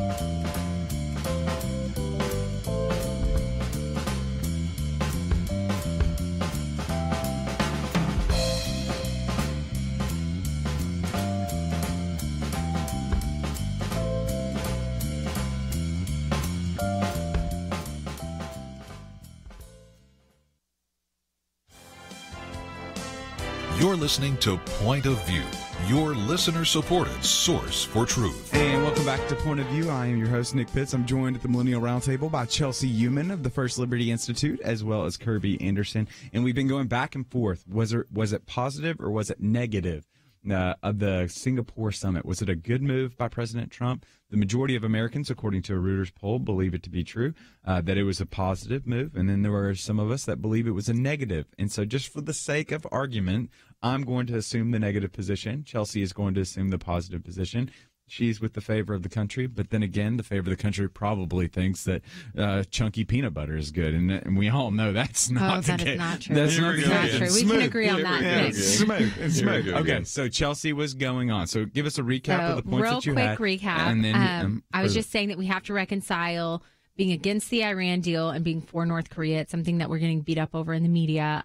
Iran, in general, they're more offensive with their military. North Korea is defensive. We're not in war with Iran. We are and have been for over a decade now in a war with North Korea.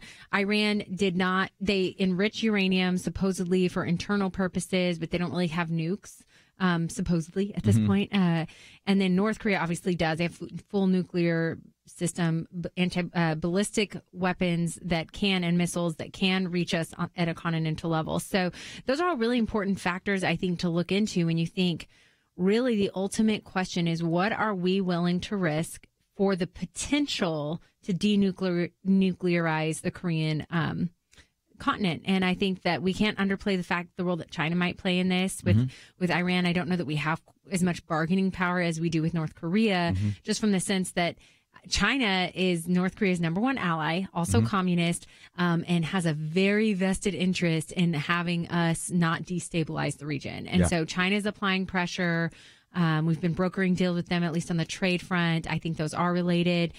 So all of that leads me to saying that him meeting with Kim, though unprecedented, though historic, I do think that it could result in hopefully getting some movement on this war, where we typically are ignoring these dictators. Still human rights abuses, right? Mm-hmm. Still terrorism in a different way. And no doubt the fact that we met with him lends credibility to him as a world and international player. So that's a negative. Mm-hmm. The other negative is we've agreed to not running, military tests anymore in South Korea. But I don't think that's a huge negative. I think we can start those again tomorrow. We haven't said we're moving troops from South Korea. So really the weight of this, I think, goes in our favor. Yeah. And so here's from the argument against side is the kind of the point that I'm taking is, one, we've gone in beforehand, and now we don't know what was actually said during the meetings from the individualistic meetings between President Trump and then Kim Jong-un, because there was nobody else in the room outside of their translators. So we largely don't know what was said in this room. But going into it, we do know that Press Secretary Sanders said that the human rights abuses would not be touched upon. And I think we have got to put more weight on the human rights abuses. During the first hour, I emphasized this, especially from the Christian standpoint. I agree. The fact with that Open Doors USA has put North Korea as the number one persecutor, number one persecutor, as well as human rights abuses in the world for over 10 years, I believe. And so they have been, without fail, what they've done to their people. They've starved their people. They've continued to put Christians in concentration camps, where 75%, according to a Fox News report, that do not live once they get into a concentration camp. I think we've got to understand that. And then we can go back to even some of our individuals. Otto Warmbier, a perfect example of an individual that was tortured, and that he has come back. When he came back to the U.S., he did not live a very long time. So I think the human rights issue has got to be, more weight has got to be put onto that. Is one of the reasons why I think if we were going to meet with them, we should have at least used that time to be able to give voice to that. The second part is is moving into just the PR component. What's differentiating from Iran from North Korea specifically, because I think this is the comparison that's often the strongest, is that Iran, you can still get messages in and out. There's still an open air to learn. Now, granted, it is censored to a certain degree, but there's open air to where Twitter, and I can't believe I'm heavily relying on the place that you can take pictures of your food. But nevertheless, words can get out. Like you have the Arab Spring that was happening. You've got so much information that can come in there, and the information can at times topple regimes, is what we saw back in 2013, rather. With North Korea, the walls are up so high, messages cannot get into there. We're walking in. We're not completely blind, but we are largely blind, just because intelligence hasn't been able to crack as much as we would like into North Korea. And so the fact that when you see pictures that are now out there of President Trump smiling with Kim Jong-un, when you see video of those two standing beside each other, shaking one another's hand, we know what's going on behind, because we've got information underneath to be able to interpret. For the 25 million North Koreans that are there that do not have access to that information that's controlled by state media, I find that highly problematic. And so that's another reason why I'm very hesitant, and I was very cautious to want to move into there. And then the third, I just think that North Korea continues to come after us. I know that they've got their 6 to 7 nuclear weapons that they have, but that has the potential, at least from a threat standpoint, due to the size of their button, that they can get to American Guam. But they also have a cyber component, which I think we always are underplaying right now. Within any narrative right now, we're underplaying. Yes, nuclear weapons are significant. I don't want to understate that, but we cannot continue to understate the cyber capacities of North Korea that they've already demonstrated relative to some of the work they potentially, or I guess speculatively, have done in the U.S., but what we know that they've done in Russia. So I'm of the mind that I did not understand why we went there, especially with no preconditions. I'm always a little hesitant to that. And so we'll see. I think we have to remember it's step one. Not all this is going to be resolved, now. We have yet to see if even step one is going to be a success. Completely agree. But, part of the thing we haven't mentioned is lifting sanctions, which I do think ultimately might help the people and the citizens of North Korea. Completely agree. There's just other things here, but one is the Trump factor. Yeah. And I have to ask myself, if you saw his face light up when he met Donald Trump, that I wonder how much of a factor. When you saw the video, too. We haven't mentioned the video yet, have we? Right. That, maybe Trump is going to have some leverage here that maybe other leaders didn't. I think that's one of the things that we talked about. It's so fascinating because if you go back to the art of the deal, one of the things that President Trump, he knows how to make a deal, one, or at least he knew how to make a deal. I don't know, relative to Congress, I don't know how much he knows how to make a deal now. But you see that he continues to be so creative relative to his engagement and his willingness to be able to work with some of these leaders. And one of the fascinating things that, Kerby, we talked about is this video that we keep on. Again, it looks like something you'd have at a trade show or at, I'm going to be going kind of was to a trade show. a little bit later to a Republican convention they're doing in the state of Texas, and they'll probably show a video there. And you just went to the Southern Baptist Convention. They probably showed a video there. Now, this one, those of us that are sort of media-wise kind of roll our eyes a little bit, and maybe you can read a few of the for opening words here, but it is just something which, given this is the Millennial Roundtable, as the old guy around the table, let me tell you millennials, this has never happened before. I have seen everything from Ronald Reagan at Reykjavik, and I've seen even going back to Nixon going to China, and I've seen all sorts of different kinds of negotiations. I have never seen them put together a video, which we have on our website, which people can watch. It's about 4 minutes long. It's 4 minutes long. It's the best 4 minutes you'll spend a day. And so you had ping pong diplomacy, but have you had movie drama diplomacy? Never. So we both know that we know that Kim Jong-un is a big fan of Hollywood. Just loves this stuff. Loves watching movies. That's why his father was there was a gravitational pull of Dennis Rodman and all that is him. And so one of the things that President Trump did at the end of their summit was he used a video that was put together by the government, by our U.S. government, that pitched him on the idea of peace and how he has the propensity and the power to be able to charter a vision forward relative to peace. And so I'll read this excerpt before we go into break. 2 leaders, 1 destiny. A story about a special moment in time when a man is presented with one chance that may never be repeated. What will he choose? To show vision or leadership or not? 7 billion people inhabit planet Earth. Of all of those alive today, only a small number will leave a lasting impact. And only the very few will make decisions or take actions that renew their homeland and change the course of history. Can you believe that? You have got to watch this video, Chelsey. Everything's so unpredictable with this administration. It is, but I'm sure they had all kind of psycho experts on this who knew exactly how to play to the North Korean. I mean, Trump is an expert businessman and negotiator. My favorite is hope. Kim Jong-un exercising significant influence over this group of people in the video, and President Trump is just right over there with his thumb up, like giving the power smile. But nevertheless, we've got to take a break, and when we come back from the break, we'd love to hear from you. What do you think of the summit that happened in Singapore? Do you think it was a smart move? Do you think it was an unwise move? We'd love to hear from you. 800-351-1212, 800-351-1212. We'll be back right after this. Nancy was uncomfortable, to say the least. As an introvert, she didn't like controversy. But when she learned that parents were prohibited from seeing the contents of a major standardized test, she knew her responsibilities as a parent needed to outweigh her discomfort.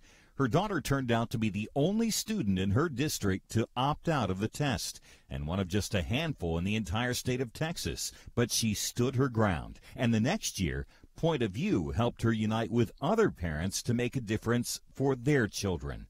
The world loves to force us into its mold and to mock believers when we resist.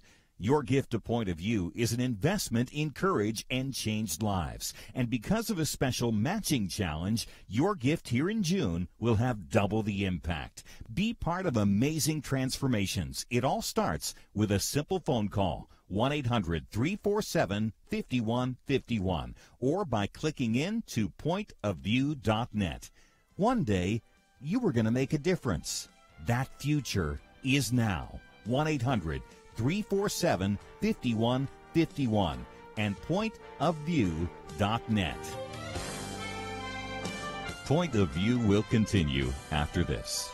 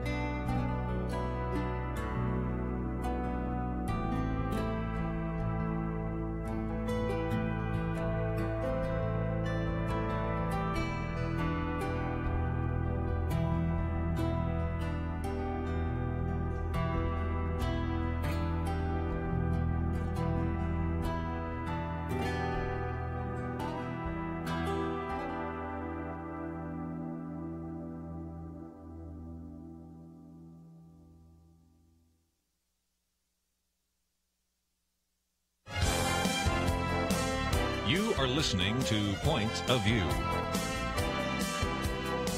The opinions expressed on Point of View do not necessarily reflect the views of the management or staff of this station. And now, here again is Nick Pitts. And welcome back to Point of View. I am your host, Nick Pitts, and I am joined at the Millennial Roundtable by Chelsey Youman, as well as Kerby Anderson. Chelsey from First Liberty. And we are so grateful that you decided to join us. And we have been taking some of your phone calls relative to North Korea. What do you think of the Singapore summit? Was it a positive? Was it a negative?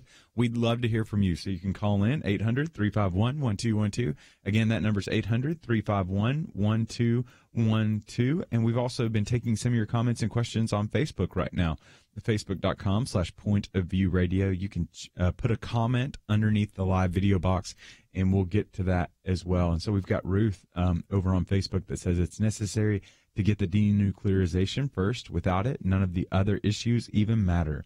We can discuss human rights and all those other desirables after we get them unarmed, which I think is a pretty interesting. It's a pretty good comment. It's the idea of just a sense of it's really hard for us to be able to advocate for human rights when there's nuclear capabilities that are there. But then I always wonder, especially when it comes, Kerby, to what we identified, how do we know that they've denuclearized? I know it takes time, and there's nothing specifically that's mentioned in there relative to the inspectors that would be able to go in there and for us to be able to verify that as well. Then again, we come back to the same conversation we had about Iran, because when Iran says, well, yes, you can actually inspect these sites, but you can't inspect these others. You learn very early on, even if you're not a law school graduate like the one sitting next to us here, that if indeed the police are told that you can check every one of these rooms but not my bedroom, you probably have a pretty good idea where the weapons are in the bedroom. Same kind of situation in Iran, and if indeed that plays out in North Korea, the same thing. This is why I think Donald Trump is maybe a little bit cagey, in that he's dealt with crooks before, right? Yeah. You know, some listeners think he's a crook, but we'll leave that on another discussion for another day. But he's wondering, am I dealing with a con man here, or am I dealing with an alcoholic? What I mean by that is this person deliberately trying to misrepresent what he is going to do, or does he really intend to do this, but he can't bring himself to do the right things, either because he doesn't want to lose power, or, as some people have pointed out, if Kim Jong-un actually got rid of nuclear weapons, there would be other leaders in that country that would kill him, because that gives them a level of status that they don't have right now. So he's trying to figure out, I suspect, if indeed Donald Trump is a great negotiator. We'll leave that again as to whether he is, but let's assume that he is. He's trying to figure out, am I just dealing with somebody just trying to con me the whole time, or an individual whose economy is so on the ropes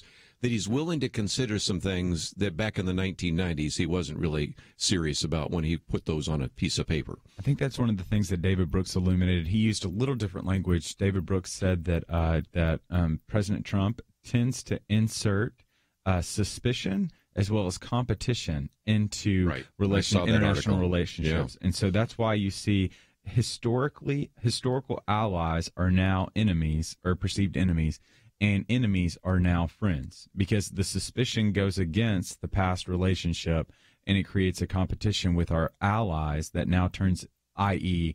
Justin Trudeau, Canada, that now seem as though they're enemies. And then when you've got friends, because it's the competitive aspect, Kim Jong-un, the suspicion has always been there, the competition now, and the earnestness to be able to see, can we actually achieve this goal and who can get there first, denuclearization, which is just a very interesting point that Brooks made in his article on Tuesday. And so we're going to take some phone calls right now. Let's jump on over to, we've got James in Texas right now. James, are you there? I am. Hey, James, what's your point of view? Well, I'll tell you what, I love Donald Trump with the way he approached the situation with his little video. I think it goes above and beyond everything that's, just showing that video and basically showing Kim where he could be if he would just make a few changes. One of the strongest images I've seen on that video was, they're always showing the satellite pictures of South Korea and North Korea and how dark North Korea is. And during that video, in one part of it, it shows North Korea lighting up. Yeah. It did. And to me, that was nothing stronger to show Kim that, oh my gosh, I'm going to actually come into the 21st century with this man that half of America hates. Media totally disgusted with him. I mean, I just look at him as being a Nobel Peace Prize winner. I mean, right now, I think it's a given.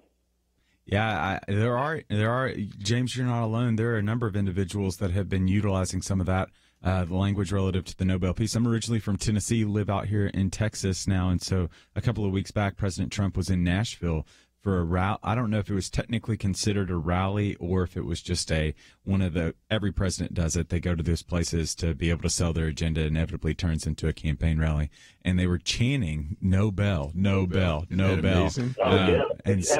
Absolutely. And another thing too, the way the media is. I mean, I heard comments before the actual meeting took place of, we'll know who gets the upper hand just by the handshake. And who's got the whitest knuckles while they're trying to grab it? Yeah, I did see that. The craziest. Where's our media going if that's what they're going to critique? Yeah, I mean, my Lord, he's got one blue sock and one red sock. Let's take him down. I mean, yes, I wish. James, I'm with him on that. I think we need some sock uniformity. Okay, I'm a big sock uniformity. What in the world? The media and Hollywood.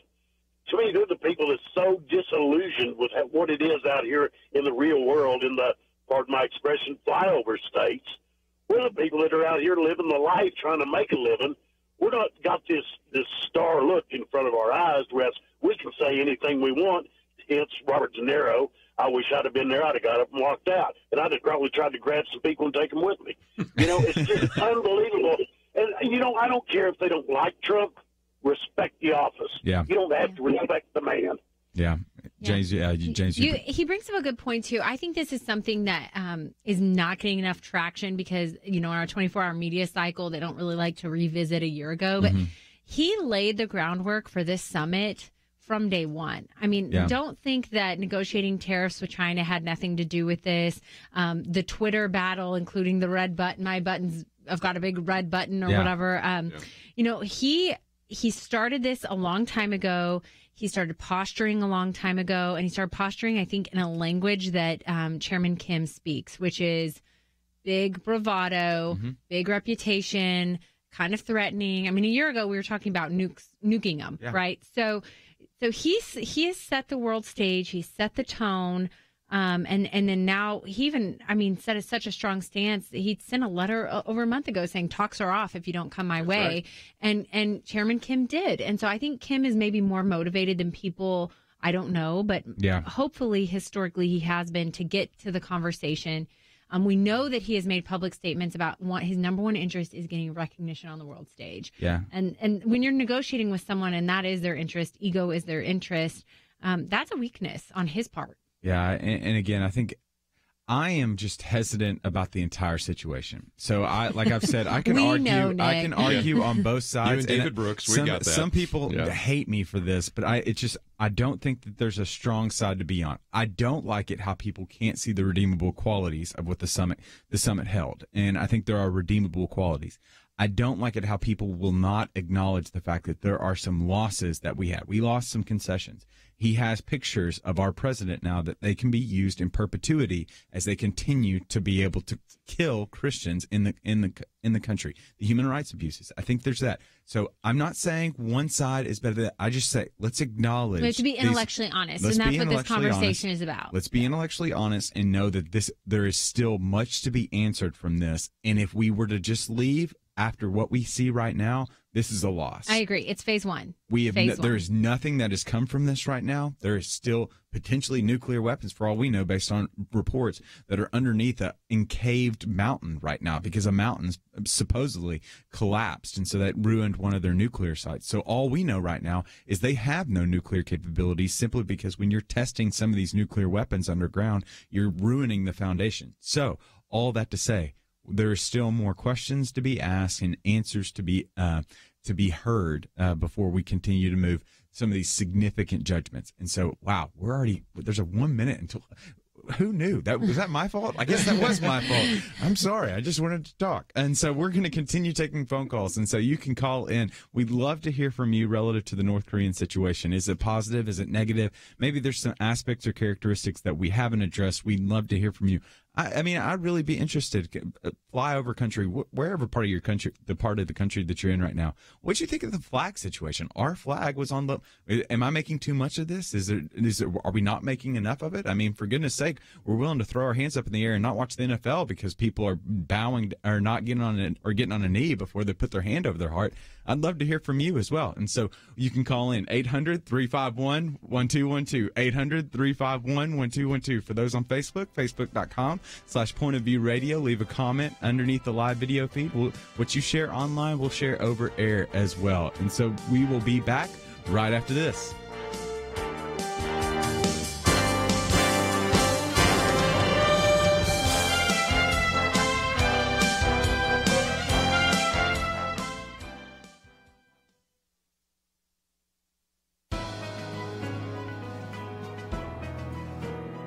Welcome to the First Liberty Briefing. I'm Jeremy Dice.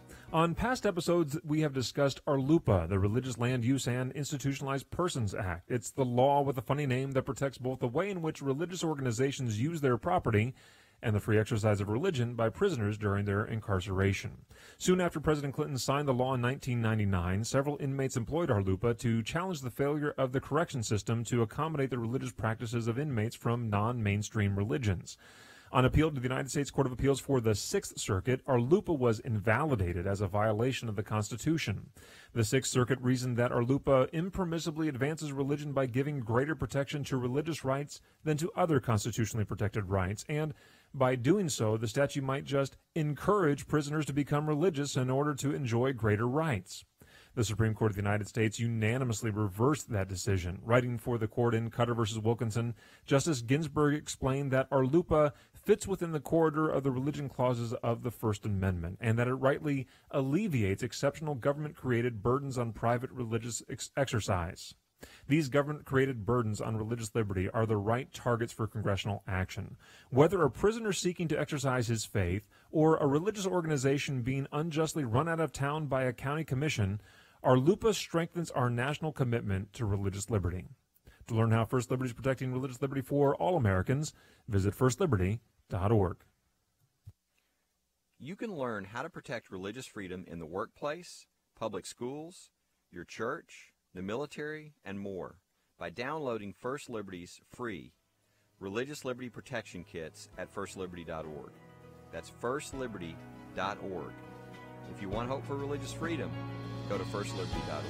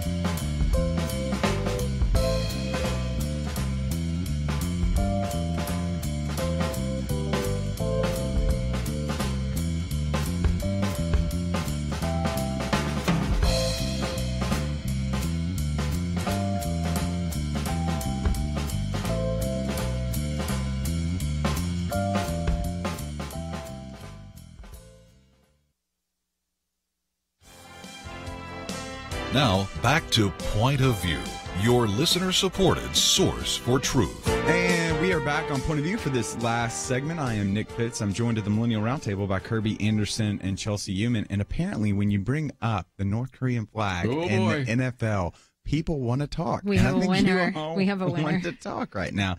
And so you can call in. You'll probably get a business Can you give signal. your home phone number after the show so they can call you at home and find out what you believe? Exactly. So and share some perspectives with you. So let's go ahead and take some phone calls because some people want to talk about the flag and the North Korean situation. And so we'll go to Zulma right now in Georgia. Zulma, are you there? Yes, I am. Yes, ma'am. What is your point of view? Well, my point of view is that if we already tried to deal with Iran, even when they have never been willing to give anything to us. They explicitly hate us because we are friends with Israel and because they just hate us. If we went into a deal with them that was not beneficial, why is everybody being so terrified about doing a deal with North Korea? I think it would be the first step for that country to maybe to be open up and for their people to have freedom. Mm-hmm. And maybe this is only one step. I know they have nukes and everything, but if they begin to talk, plus there's been 50 years or more that they have been separated from South Korea, and I think it's about time that one step gets taken for that country to be one again. So that's my point of view. Zoma, you bring up a great point, because I think we can all agree, even Chelsey and I can agree, that the status quo is unacceptable and steps have to be taken. And the summit was the first step. And so we'll just have to see whether there's multiple steps to be taken. Kerby, you provided some historical context that I think was very helpful for us. Okay, well, I did this off air, and I guess I'll do it on air. And that is, again, I understand your frustration with having the American flag and North Korean flag, and I agree that North Korean flag represents the evil empire, the hermit kingdom. This is a terrible place, so let's start with the obvious. But I can remember a time as the old guy around the table when Richard Nixon went to China, and we were in a similar situation. Christians were being persecuted even worse in China than they are today. Christians still don't do so well sometimes in China, but back then it was really bad, and Richard Nixon was willing to take a couple of deep gulps. This is an anti-communist Richard Nixon, president of the United States, willing to go to China and have the Chinese flag and the American flag up there. Now, there is a difference. China is a huge nation. North Korea is only significant for one reason, because it has nuclear weapons. Mm-hmm. If it did not have nuclear weapons, do you think we would put up with all the things we're putting up with right now? Of course we wouldn't. So I understand there is a difference, but at the same time, sometimes in diplomacy, you are willing to go and stand in a situation that is not comfortable. I think when Billy Graham, for example, went to the Soviet Union and preached in churches, sometimes it's really uncomfortable, but that's an open opportunity. So as much as I understand what you're saying about having our flag and the American flag and the North Korean flag and the North Korean leader and the president of the free world, on the same stage. I mean, there are some really bad optics there, which you're right, are going to be used as a propaganda tool for years. But nevertheless, if that gets us further down the road, maybe there's a possibility. I don't know. We'll see. Yep. Okay, so we'll continue on. We got Scott in Georgia right now. Scotty there? Yeah, I'm here. Hey, Scott, what's your point of view? Yeah, sure. So just commenting about North Korea here. You're never going to get everything perfect. You're not going to get everything you want on a deal. I always lament when I see Congress members refusing to vote for a bill because it's not exactly perfect what they want. And taking steps in the right direction is a good thing. I get not wanting to have a bad visual, but North Korea, I mean, they've come to the table several times, and nobody has been strong enough to hold them to the fire to the agreements that they signed up for. And now we have a president, at least for this time period, that I believe, whether it's pride or not, he will hold them to the fire because he doesn't want to be embarrassed. So if Kim starts breaking his promises, the war games are coming back, the sanctions are coming back, and it's going to happen quickly. But I think what's important, though, is to take legislative action on this to where when President Trump leaves office, that our government still brings the sanctions back like they're supposed to and enforces this deal, basically. Yeah, you bring up such a great point. It's one that we forgot to mention today, that a huge difference is that Trump has already said that he would submit the treaties and proposals to Congress for approval and go through the right constitutional avenues, which means our Congress will be on board with this, which, by the way, Obama did not do with the Iran deal. He completely circumvented the system. So I think you're right. It lends credibility and legitimacy to everything going on. So I'm really hopeful for the best. Yeah. Yeah, and let's keep on taking some phone calls. We've got David in Texas right now. David, you there?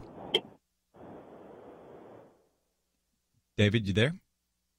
I'm sorry, I'm here. Yeah, I'm in favor of what Trump's doing because it's positive and trying to make a change in something that hasn't worked in the past. You know, all these years under all these presidents and nothing has worked. So I'm very thankful. And the sanctions are still on, and I just hope something good comes out of it. Yeah, I completely agree, David. I think we can all agree that the status quo is unacceptable. It's just not healthy, nor is it safe for not just the region, but also the world over right now, especially with some of the advances they were making with their missile technology. And so I think that there's necessary movement forward. And so to a certain degree, we know that there's movement that's happening right now. Now, time will tell if we can get some meat on these bones of these 4 points from the document that they all signed together. But I think it'll be really interesting to move forward. We'll have to see some movement. And so finally, we'll take one last quick call from Mike in Illinois. Mike, are you there? Yes, I am. How are you? Hey, Mike. What's your point of view? My point of view is, like I talked to your producer, I believe in what Trump is doing. I've always believed in Donald Trump. Even when he announced his presidency, I told a lot of my friends who are pretty much left-wingers that he was going to take it all away. But he's doing the right thing.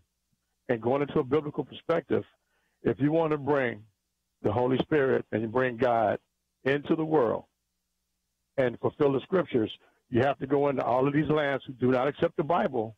You have to reach out and let them see what kind of Christians we are so they can accept us.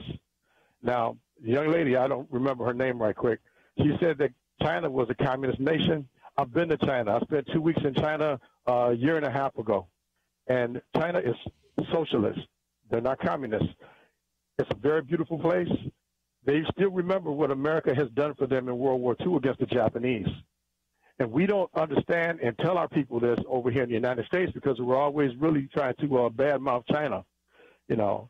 But the Chinese people are good people, and the North Koreans have been dealing with China for a lot of years.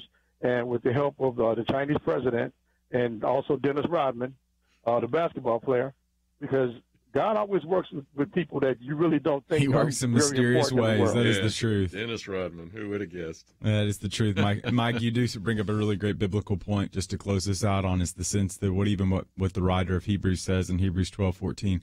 To make every effort to seek the peace. And what we continue to see is whether it's Dennis Rodman or whether it's a movie preview that President Trump utilized to even go into Singapore, one cannot say that President Trump isn't making an effort to be able to bring about peace. I think we can all agree on that. Now, some might have qualms with the way that he's going about it, but nevertheless, he is making an effort, and I think that's worthy of commendation. But nevertheless, we've got to get out of here. So, Kerby, thank you so much for the time together. Thank you for sitting in that chair and taking the heat. So good to be with you. And Chelsey, thank you so much for being here. Chelsey at First Liberty. And you can find out more about First Liberty on our website, pointofview.net. And I am Nick Pitts. And thank you so much for tuning in to this Millennial Roundtable on the Point of View Radio Talk Show. We'll see you next time. The young man burst into tears. He was in obvious distress. But thankfully, Don Blythe had the exact answers he needed. God took a chance encounter in a restaurant bathroom of all places and turned it into a divine appointment that forever impacted a young couple and saved the life of their unborn child. Don was able to help because he was prepared. And where does Don Blythe get some of the information and resources he needs to be ready for the next opportunity? He listens to Point of View. He listens because others like you took action. This is your opportunity to help equip people to be ready. And because of a special matching challenge, your gift here in June will have double the impact. You can be part of some amazing transformations, and it all starts with a simple phone call, 1-800-347-5151, or by clicking into pointofview.net. One day, you are going to make a difference. That future is now.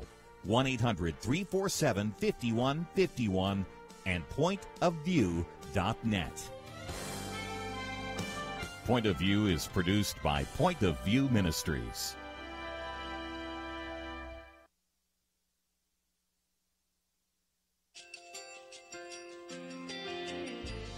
I just want to thank you so much for all the wonderful programming you have. You're just absolutely fantastic. I recently started listening to Point of View, and I really found it interesting because of the different subjects you cover. Thank you for that. Thank you for that.